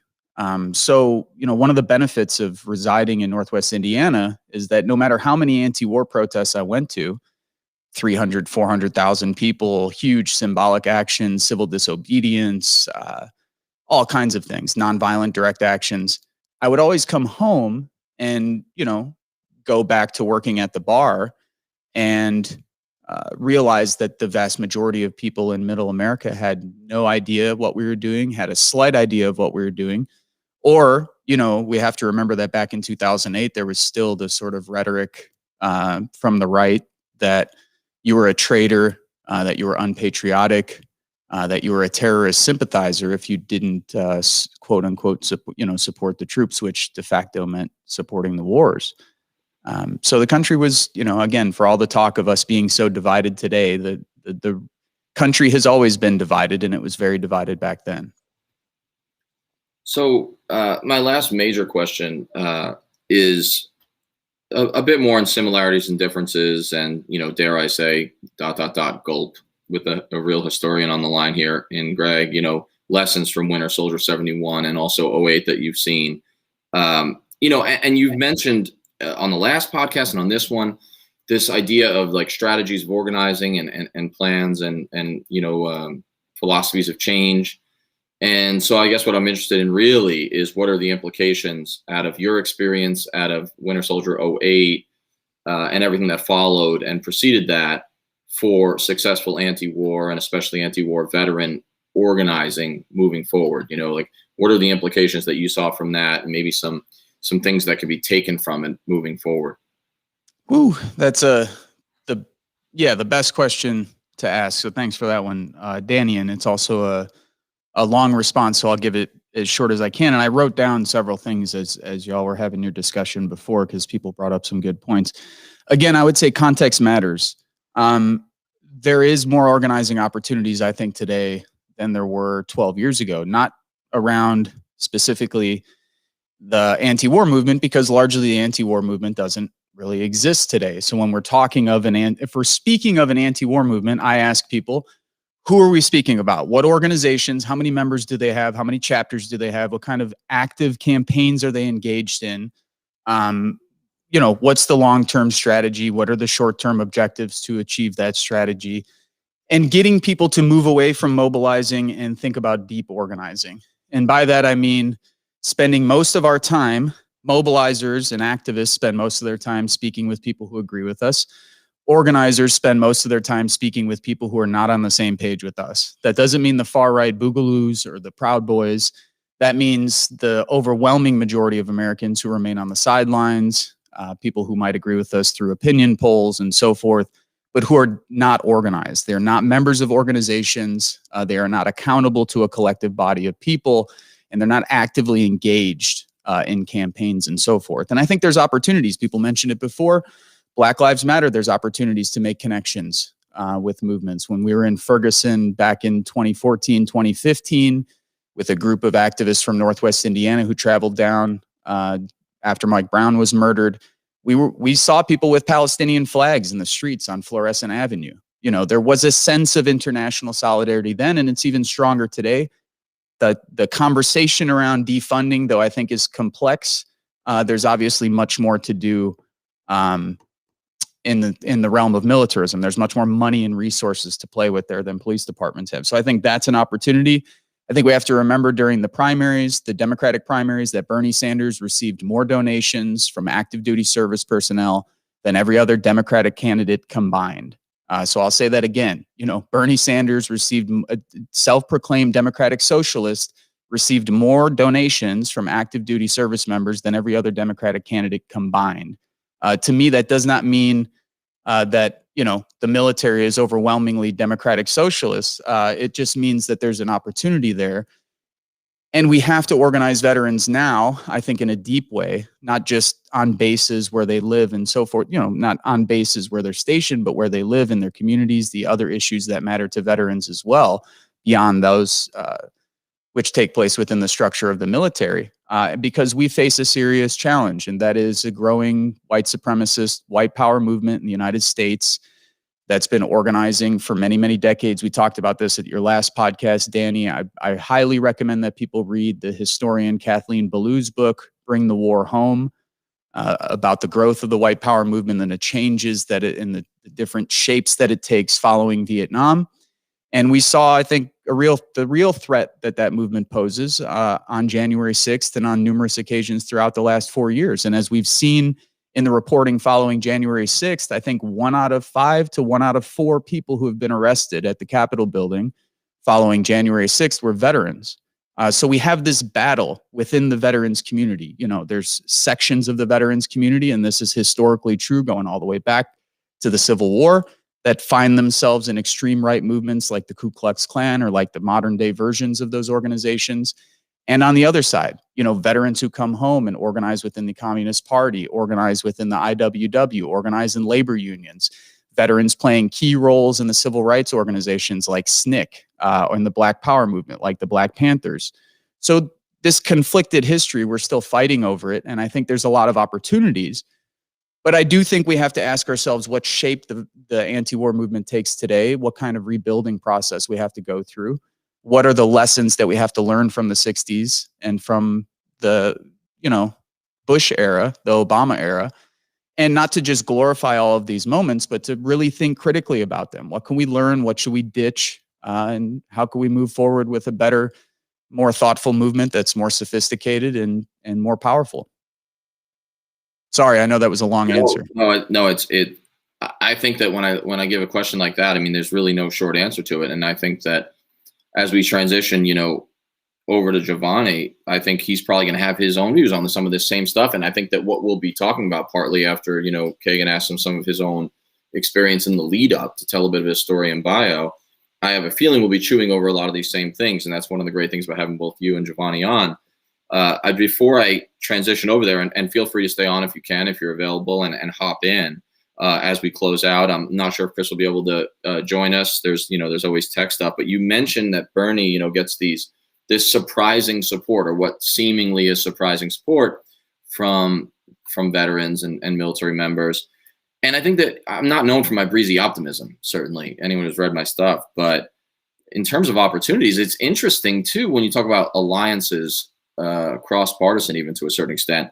Ron Paul got an enormous amount of support in 08, maybe 12, that, definitely 08 on the Republican side. So isn't that interesting in terms of like our leadership in the establishment parties not reflecting, right? Not being representative of necessarily the grassroots. Even that applies in the military, because in it, you have this sort of, vaguely anti-interventionist, or strongly in some cases, Ron Paul getting support within the military and veteran community. And then you have Bernie, and like that alliance. It's complicated. It's not as simple as like, let's just get together and change the world, libertarians and progressives. But I think that's interesting. So with that, do we want to go Kagan to introduce Jovanni and then continue this conversation, or go straight into Chris, Henry?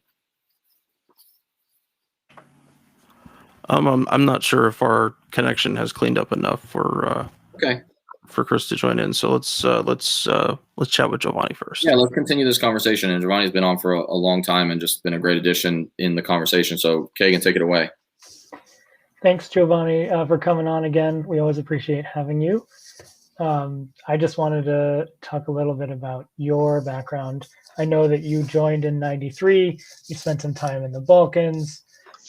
You worked as like a training specialist for combat medics, and afterwards for Department of the Army, and then also learning about BASE in 2013 and becoming the staff or the member coordinator for the entire organization in 2015.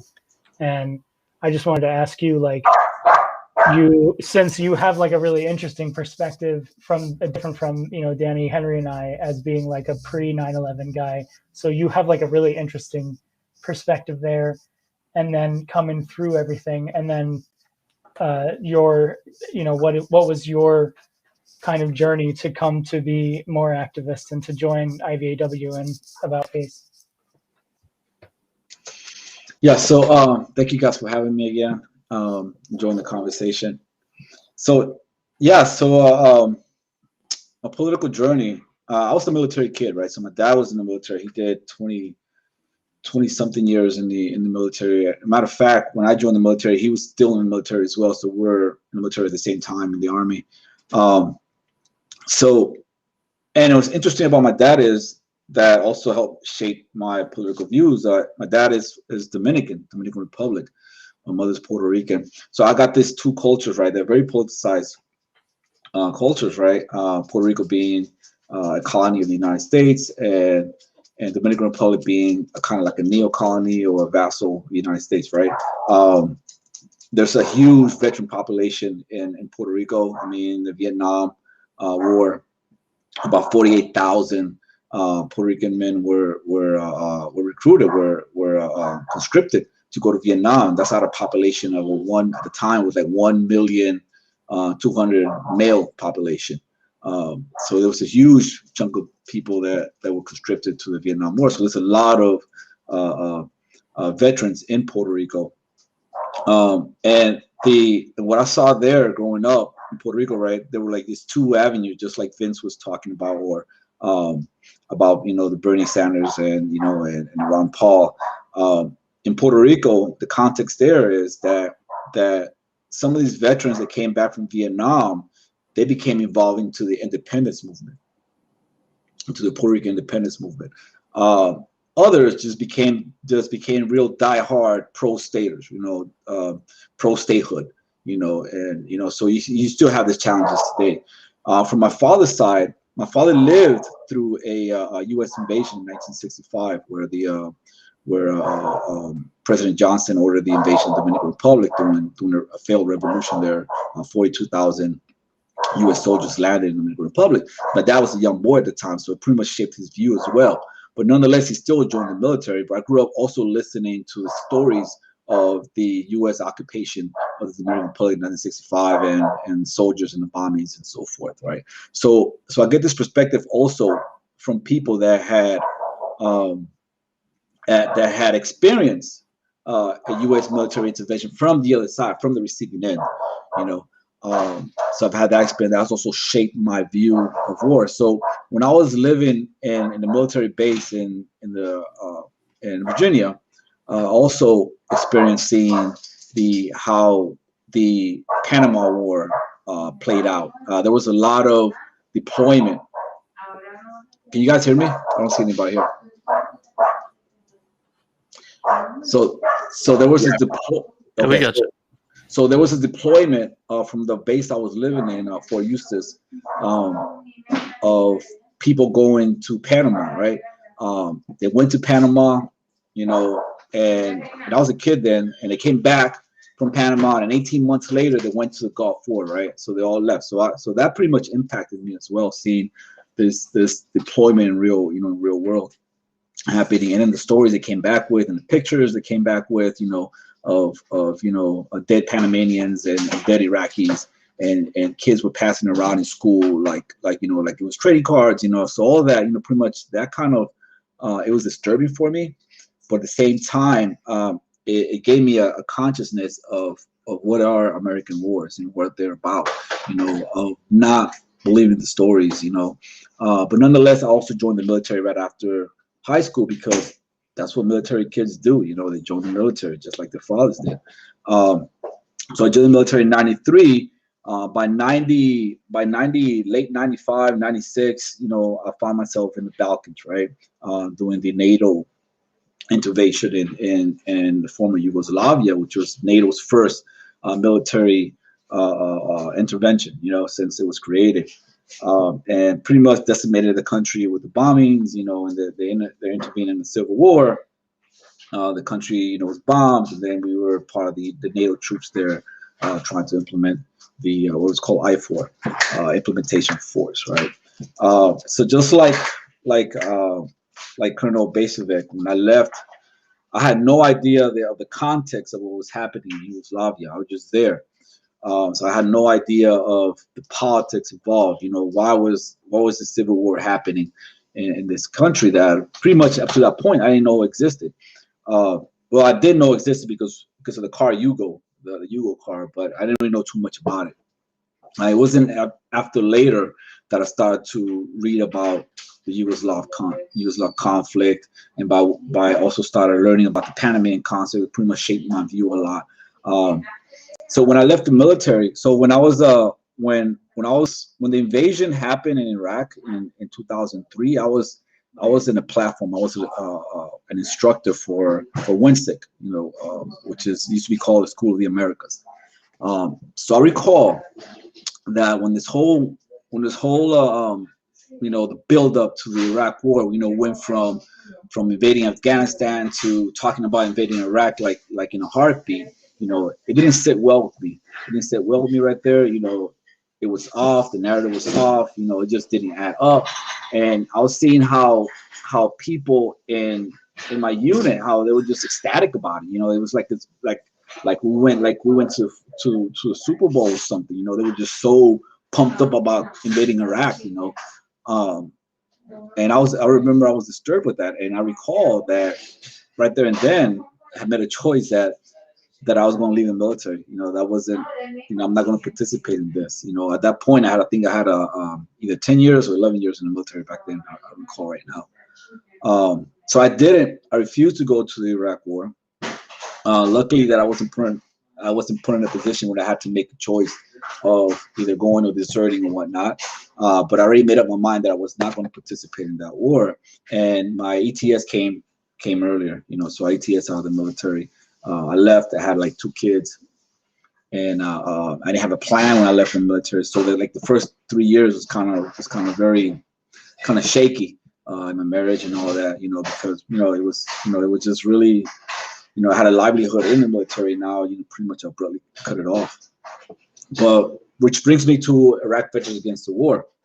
I joined Iraq Veterans Against the War in 2013, and I recall finding this community where veterans were of like-minded, you know, kind of like what Vince was talking about, you know, being around people that already agree with you. Because what was before that was that, you know, I was in Fort Benning, Georgia, which is a huge, and that's when I got out from, which is a huge veterans community.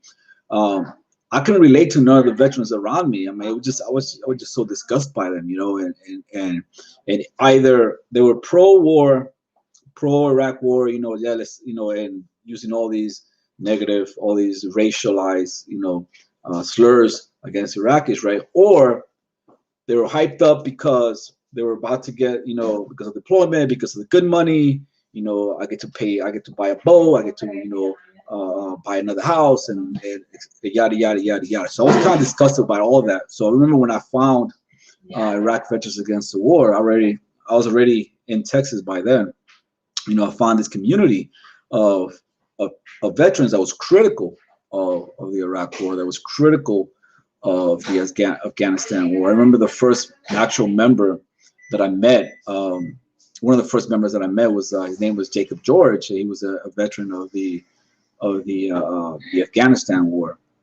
I think he deployed like 2 or 3 times to Afghanistan, and I recall seeing him, you know, listening to his testimony. It was very impactful to me.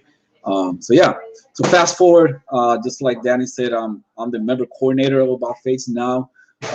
So when people join, I make the first contact, contact people by email. Then I follow up with a call, and I have this one-on-one conversation with people, and having that job, right?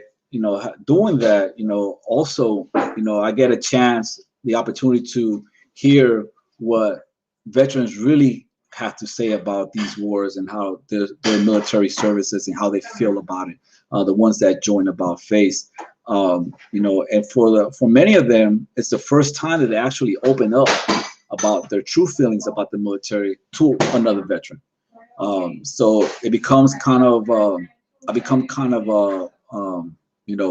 a safe space for them, so they can open up towards me. And and I help them transition into being more involved members in about face. How do you think we can, like, I know Vince talked about this, and it's something that we kind of danced around a lot the whole time, but I mean, the thing that, as you said, it is great. It is great to be in a space where you have the ability to like speak your truth and not feel weird about it. And I know that we can do that. Like for me in the military, I was so grateful to have 2 or 3 people that I could talk about what we were doing. And I could be like, this is fucked up, right? Oh yeah. Yeah. And then we could actually have a discussion, and like, it would kind of, it wouldn't make me feel better about it, but at least I would know, like, I'm not the only person feeling this way. And while I'm grateful that we have these spaces where we can be ourselves, the challenge, as Vince said, is that we have to figure out how to broaden the tent. We have to bring the other folks in, or like collaborate with those other folks. And what do you feel like, what do you see from the organization, and what do you feel like is the next steps going forward for that? I don't really have the answer to that. I want to add to some of the critique that Vince said earlier. I think also the digital platform that we've gotten accustomed to also hampers a lot of organizing on the ground. Too many people are just so comfortable. It's easy. It's easy to argue on social media. It's easy to send those petitions, and it's easy to send those events. Here in Texas, we do a lot of events. We've been really active here in Texas with the About Face members here, and we all do a lot of like those Facebook event pages, and we're gonna hold something together, and there's about 60, 70 people, say maybe, or they're going, to the event, and then the event happens and it's like 15 people show up. So that's kind of challenging, and you'll think that with social media you'll be able to reach a broader audience and stuff like that, but it's not always the case. I guess I get it. People are busy. People. We live in a very hyper individualized society where where individualism is key. Solidarity takes a little bit more effort. And people are just so far removed from these wars. I mean, being a new member coordinator, right? I can recall that when last year, when Trump assassinated General Soleimani, the Iranian general, right? We had a spike in membership, right? We had a spike of people applying, in like in the next couple of months, because everybody thought they were going to go to war, So there was a lot of veterans, a lot of active duty veterans as well. They were applying, and then it kind of mellowed out a little bit when Trump announced that he was going to mobilize active duty soldiers and National Guard soldiers, right, to quell the George Floyd protests, right? There was another spike of members. I mean, I think in one day I had like 100 applications in one day. Of a lot of them were National Guard people, a lot of them, some people were active duty people and stuff like that. And then it kind of quells down again. It seems like when there's a moment of crisis, when there's a moment where people are like, oh snap, something's going to happen, there seems to be an interest in anti-war. At least finding an avenue of anti-war. But when people go back to comfort levels, right, it kind of quells down again. Also, when Vince was deployed in the early years of Iraq, there were boots on the ground. Now people are just so far removed the battlefield. You know, now you're fighting with proxy militaries or proxy militias with drones. You know, you're with proxy countries. You know, right now you have there's you know, the hybrid warfare. You know, right now, you know, there's literally a war against a country in South America, Venezuela, right, which according to estimations, right, has killed 40,000 people in 1 year just because of sanctions regimes, right? And right now you're in, you know, but there's no boots on the ground, you know, because there's no boots on the ground, people don't care, you know, but it's still taking people's lives, you know. So that's one of the challenges, that all this trick that are being played against, you know, and the information warfare and the community and the fact that you're not feeling something, like, you know, you don't have skin in the game, you know, gives you the opportunity to just look away.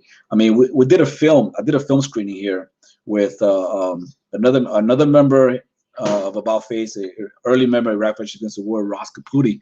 He put a film together called "Fear Not the Path of Fear." Fear Not the Path of Truth. I think that's what it's called, right? It was based about his experience in the assault in Fallujah, the second assault in Fallujah. So I screened that film at a community college here, and the people that were there, the students that were there, they were like in their early 20s, you know, and whatnot. And after we did the film, after the end of the film, we had like a Q&A, a discussion and whatnot. And I was just surprised how Iraq was it's just a vague memory for them, you know. When the invasion happened, they were probably like 6 years old or something like that. It was just such a vague memory for them that, you know, they couldn't really articulate what happened. You know, it was something fresh and new for them, you know.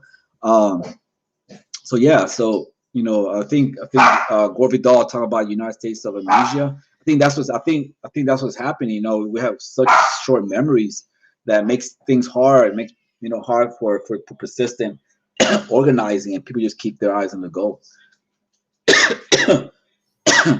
Something I've been thinking about is like, so I mean, I don't know how many of you guys have like dug into digital marketing these days, but you know, everything is driven by algorithms, right? That's how everything that pops up on your phone comes up, is based on the things that you say that you like. And so the hard thing for marketing, because there is such a huge there's so much stuff out there, it's so hard to get everything. So the idea is, you know, there are ways that you can trick the algorithm to be on your side, to get your advertisement and your stuff in there. And I'm thinking that's what we need to be doing. Like, we need to be finding ways for our organizations to be using the algorithms to our advantage, just the way that anybody who's trying to sell a product is trying to do. And I know, like, a lot of us are not super pro-capitalism, but like, in today's market, I think that that's going to really help us, is if we find a way to utilize these tools that are being used by everybody else. And like, that's what informs people's worldview. So if we get it in front of people's faces, then people will start to pay attention more. But yeah, it's so hard to do. And it's hard when people don't have that memory of, you know, oh shit, like this was a big thing that happened. And we all, like, I think all of us remember watching, you know, our invasion in 2003, and, you know, just watching everything on TV unfold. And like, there just hasn't been anything close to that since then. And, you know, yeah, we just have to find a way to get it in front of people's faces and to connect it to how it matters to them. I mean, a lot of our members coming in today in About Face, they haven't deployed anywhere. And that just tells you how far removed this whole concept of boots on the ground, you know, has gone. You know, they haven't deployed as compared to the early IVAW members, where all of them pretty much were combat vets. You know, I'm not here trying deployment versus not deployed like Danny talked about earlier. I mean, that's irrelevant to me.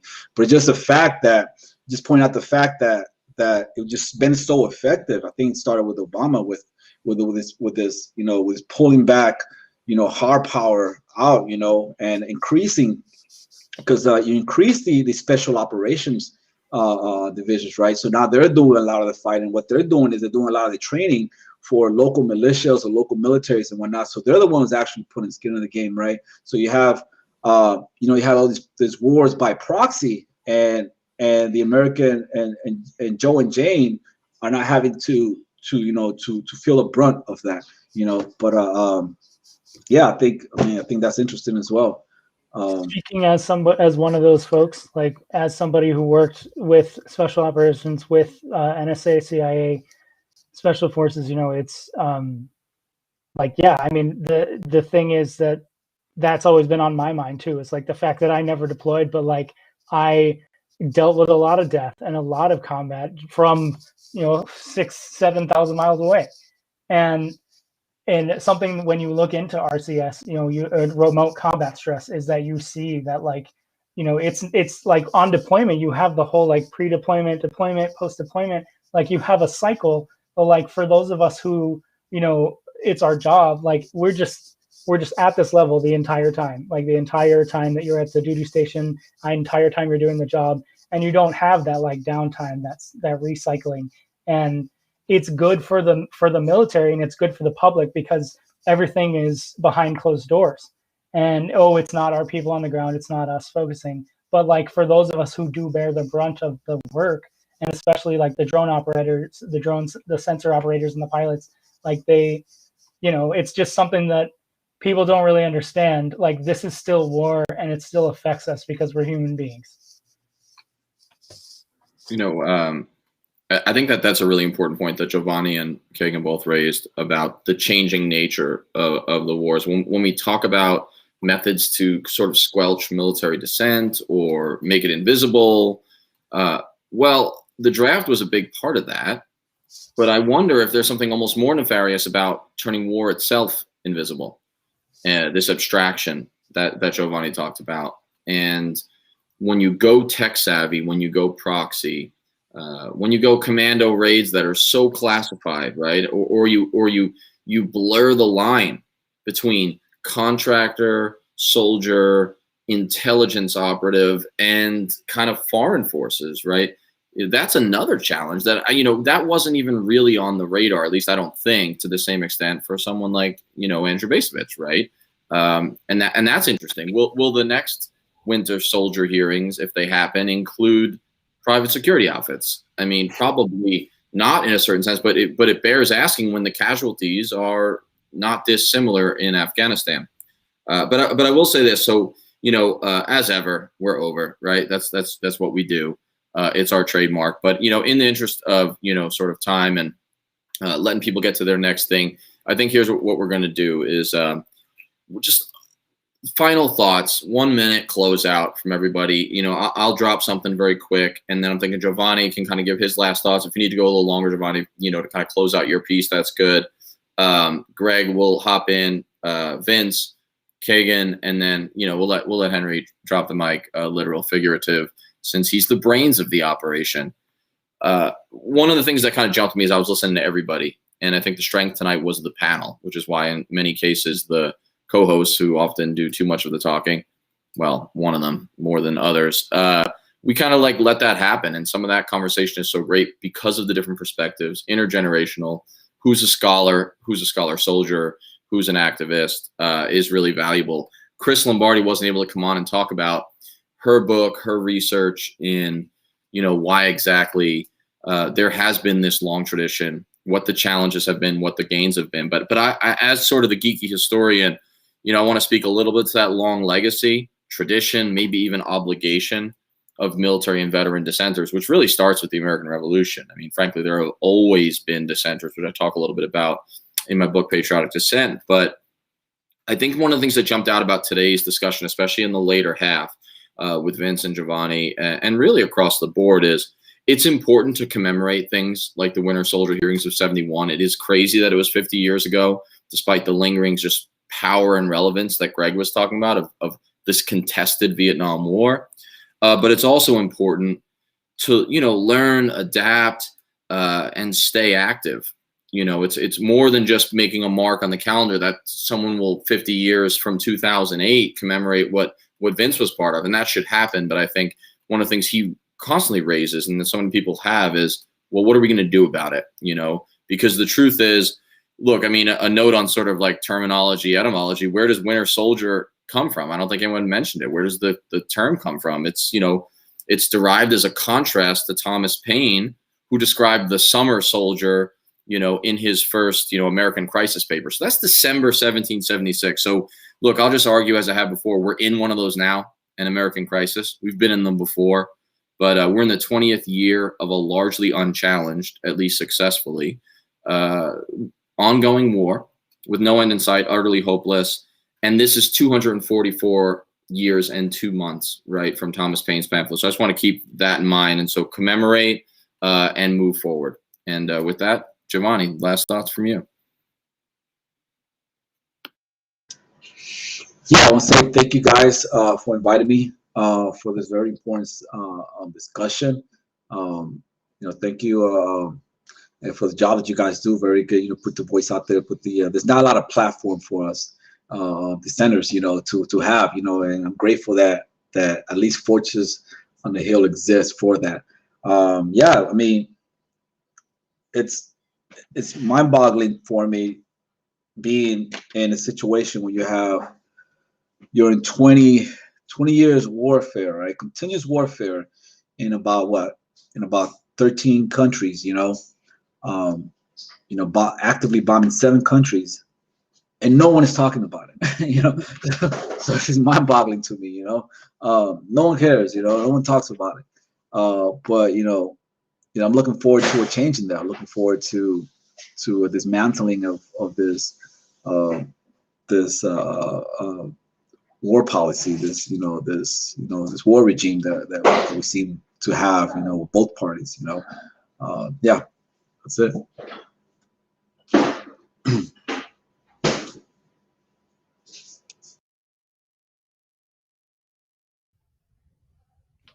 Am I up, Danny? Yep, you're up. All right. So as a Vietnam War historian, I'll come back to the actual historical event itself. And just quote to you one of the sergeants from the 1st Marine Division that testified in January of 1971 at the Winter Soldier hearings. And in the conversation, he said, "We were conditioned to believe that this was all good for the nation. This was good for the country. And anything we did was okay." And I think that is ultimately the challenge here is how do we contest this conditioning? How do we continue to contest the militarization of American foreign policy and continue to contest what I would argue and others have, the illiberal practices that support a supposed liberal world order? And I think, that it's conversations like this that help us do that. And so I applaud everybody that's associated, not just with this conversation here tonight, but also Fortress on a Hill. And I think the challenge then becomes for the listeners, not just to stop the conversation at the end of this evening, but to continue it in communities across the nation, because ultimately that's what our predecessors wanted to have happen. They didn't want the conversation to end at those Winter Soldier hearings. They wanted it to continue across the nation after those 3 days were done in the end of January, beginning of February in Detroit in 1971. Thanks very much for that, Greg, and thanks for coming on and staying on and providing so much context. Vince, final thoughts? Yeah, I think you know what I'm going to say, and that is we've got to organize. Danny said it earlier. We're in a moment of crisis in the country. The people that people will look to, Thomas Paine, I'm very glad that Danny brought him up. I don't care if it's him. I don't care if it's Karl Marx, Ella Baker, whoever, Stokely Carmichael, whoever your hero is. They were not just writing pamphlets and they were not just writing books or memos. They were on the ground, active participants in whatever it was they were doing. And that goes from Marx to Thomas Paine to Ella Baker to Malcolm X to whoever else you want to cite. We have to have more people organizing. Like, we have to organize in our churches, in our workplaces, in our communities, on campus, in schools across the country. That's the only thing that's going to stop future wars. And that's by us having more political power. The opinion polls are with us. It doesn't matter if you poll veterans or conservatives or liberals or progressives. There is not an appetite in this country for protracted war. So the question is, how do we organize and mobilize those who already agree with us, which is the majority of the country? For me, that gets back to organizing. So it's not so much about getting the info out. Yes, like we have to get information out there. But again, poll after poll shows, from veterans to Republicans to Democrats, the majority of Americans want troops out of Afghanistan. So why are they not out of Afghanistan? Because the majority of Americans are not organized. So until we get organized, none of this, in my opinion, is going to change. These wars will continue. The special forces operations will continue because we don't have any political power. So until we have political power, I'm afraid that, we'll probably be having the same conversation over and over again. The good thing is that there are millions of people in the country who are organizing. So my parting words is what they always are, which is people have to get active. Got to get off the couch. It's more difficult under the pandemic, sure, but tweets and memes and, pithy statements and all the rest are not going to change U.S. militarism. The only thing that will do that is organized political power. Thanks so much, Vince. And I'm always glad that you bring that perspective, that there's a move forward element to this. I love history. I'll read it all day, but there may not be direct lessons, and if we try to take them, they're usually the wrong ones, but there's certainly like a motivating factor and, taking that context and some application. So with that, my co-host Kagan, and I just want to thank, first of all the guests that are still on. This has been great. And Kagan, take it away. Thanks everyone for coming on. So glad to have you guys. Sorry that we didn't get to everybody that we wanted, but sometimes things happen. I agree with Vince a lot. We have to figure out ways to organize. We have to find ways to inject the conversation into everyday life. Finding ways to like something that my wife asked. She is a little bit younger than me, and so she wasn't really involved in any of this until I started bringing it up more when we first met. And I think that that's really typical for a lot of, people in my generation, for millennials. It's just that a lot of us don't, especially the folks who didn't have anybody around who was a part of it. It's not a part of their life, so they don't think about it. But, I try to remind everybody that foreign policy is domestic policy. Everything that we do overseas comes here. And everything that we want to do, we start doing it overseas because it doesn't affect Americans, and therefore we don't care about it. Or we bring people together and we decide, when is enough. And we have to call out our politicians. We have to call out the people who take money from these defense contractors and say, you're never going to support being against the war when, where Raytheon or Boeing is making money in your district. And that's the stuff that gets people to think more and gets people to actually pay attention. So I am hoping that, we have to find those really effective ways to move forward and to help everybody be a part of the conversation.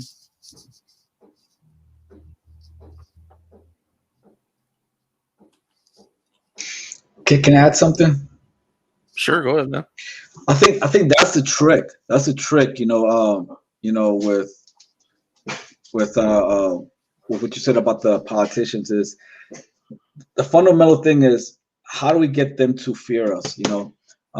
Because I don't feel they fear us. I don't feel they even respect us, or they don't care about us. They just seek out for us during elections, and that's it. We're really good for a vote, and that's it. But the thing is, how to get them to fear us? How to get them to fear us? That's the key word. The key perspective. Also, when it comes to organizing, right? I feel that a lot of people just don't know how. They don't know the first step. So just saying organize. People just need to know how to organize. A lot of people, doesn't have that direction. There's no how to start. And I speak, like I said, when I speak to a lot of people, they just don't know. The people that join About Face, the new applicants, they just don't know where to start. They just don't know what to do. So yeah.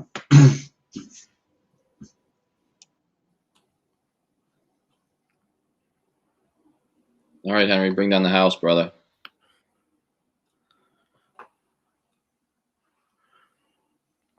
So some time ago, Danny and I were talking about how he and I served in different armies. That experience within serving in the military varies so widely. How can you understand what the ordinary behavior of the whole is, if not by assembling the parts to see more of the picture? Greg, you mentioned earlier that only 25% of the mobilized force to Vietnam actually experienced combat. And this picture we're trying to assemble, if we think of a puzzle box, we see the picture on the outside, but do we verify that when those pieces are assembled that they're going to match the picture? It's only through that learned experience that we get outside of that standard box. This is the difference, showing the huge knowledge and experience gap between the recruiting pamphlet and the lived experience of the veteran. We have to find ways to expand this tent to include the experiences of veterans whose time in the military doesn't match our own and whose politics don't match our own. We have to understand that veterans we're not a monolith. We come in all shapes and sizes, and if we're to understand what it means to be a soldier of color or a female soldier, or to understand what it meant to be a soldier even in other eras like we've been talking about today, we have to go to the source. American veterans hold their perceived service so very closely with their own identity that more often than not, criticizing military service to them means criticizing veterans, and that's not what we're intending to do. The veterans who participated in Winter Soldier, they chose to disregard that notion and powerfully say, this was wrong to us, and we hope it was wrong to you too. Lastly, we have to understand that commemorating something doesn't ensure that people will actively and honestly commemorate it. Commemoration is not analysis. Commemoration is not advocacy. We have Veterans Day and Memorial Day and the 4th of July, but each day means something different to every American citizen and to every veteran. And Americans have their beliefs bookended by, the circles they lived in. Like Danny said a little bit ago, the event goes by, Memorial Day or whatever, and as a citizen, we put our pin in it and say we did our job. We felt sad or reflective at the appropriate moment, and now our calendar and hence our mindset can move on. Anti-war veterans have to find ways to disrupt that, to disrupt the narratives of war, and sometimes that includes being the targets for other citizens or other veterans who honestly may end up seeing us as traitors. And we have to understand that we're trying to rise to a better level of patriotism, a much more reflective one.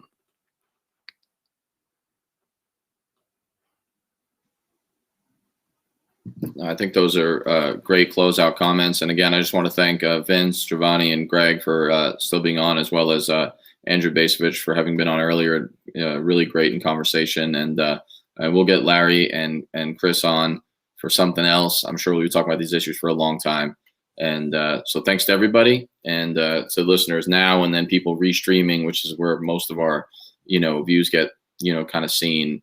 Thanks for tuning in, and this has been awesome, and we'll do it again soon. Thanks, guys.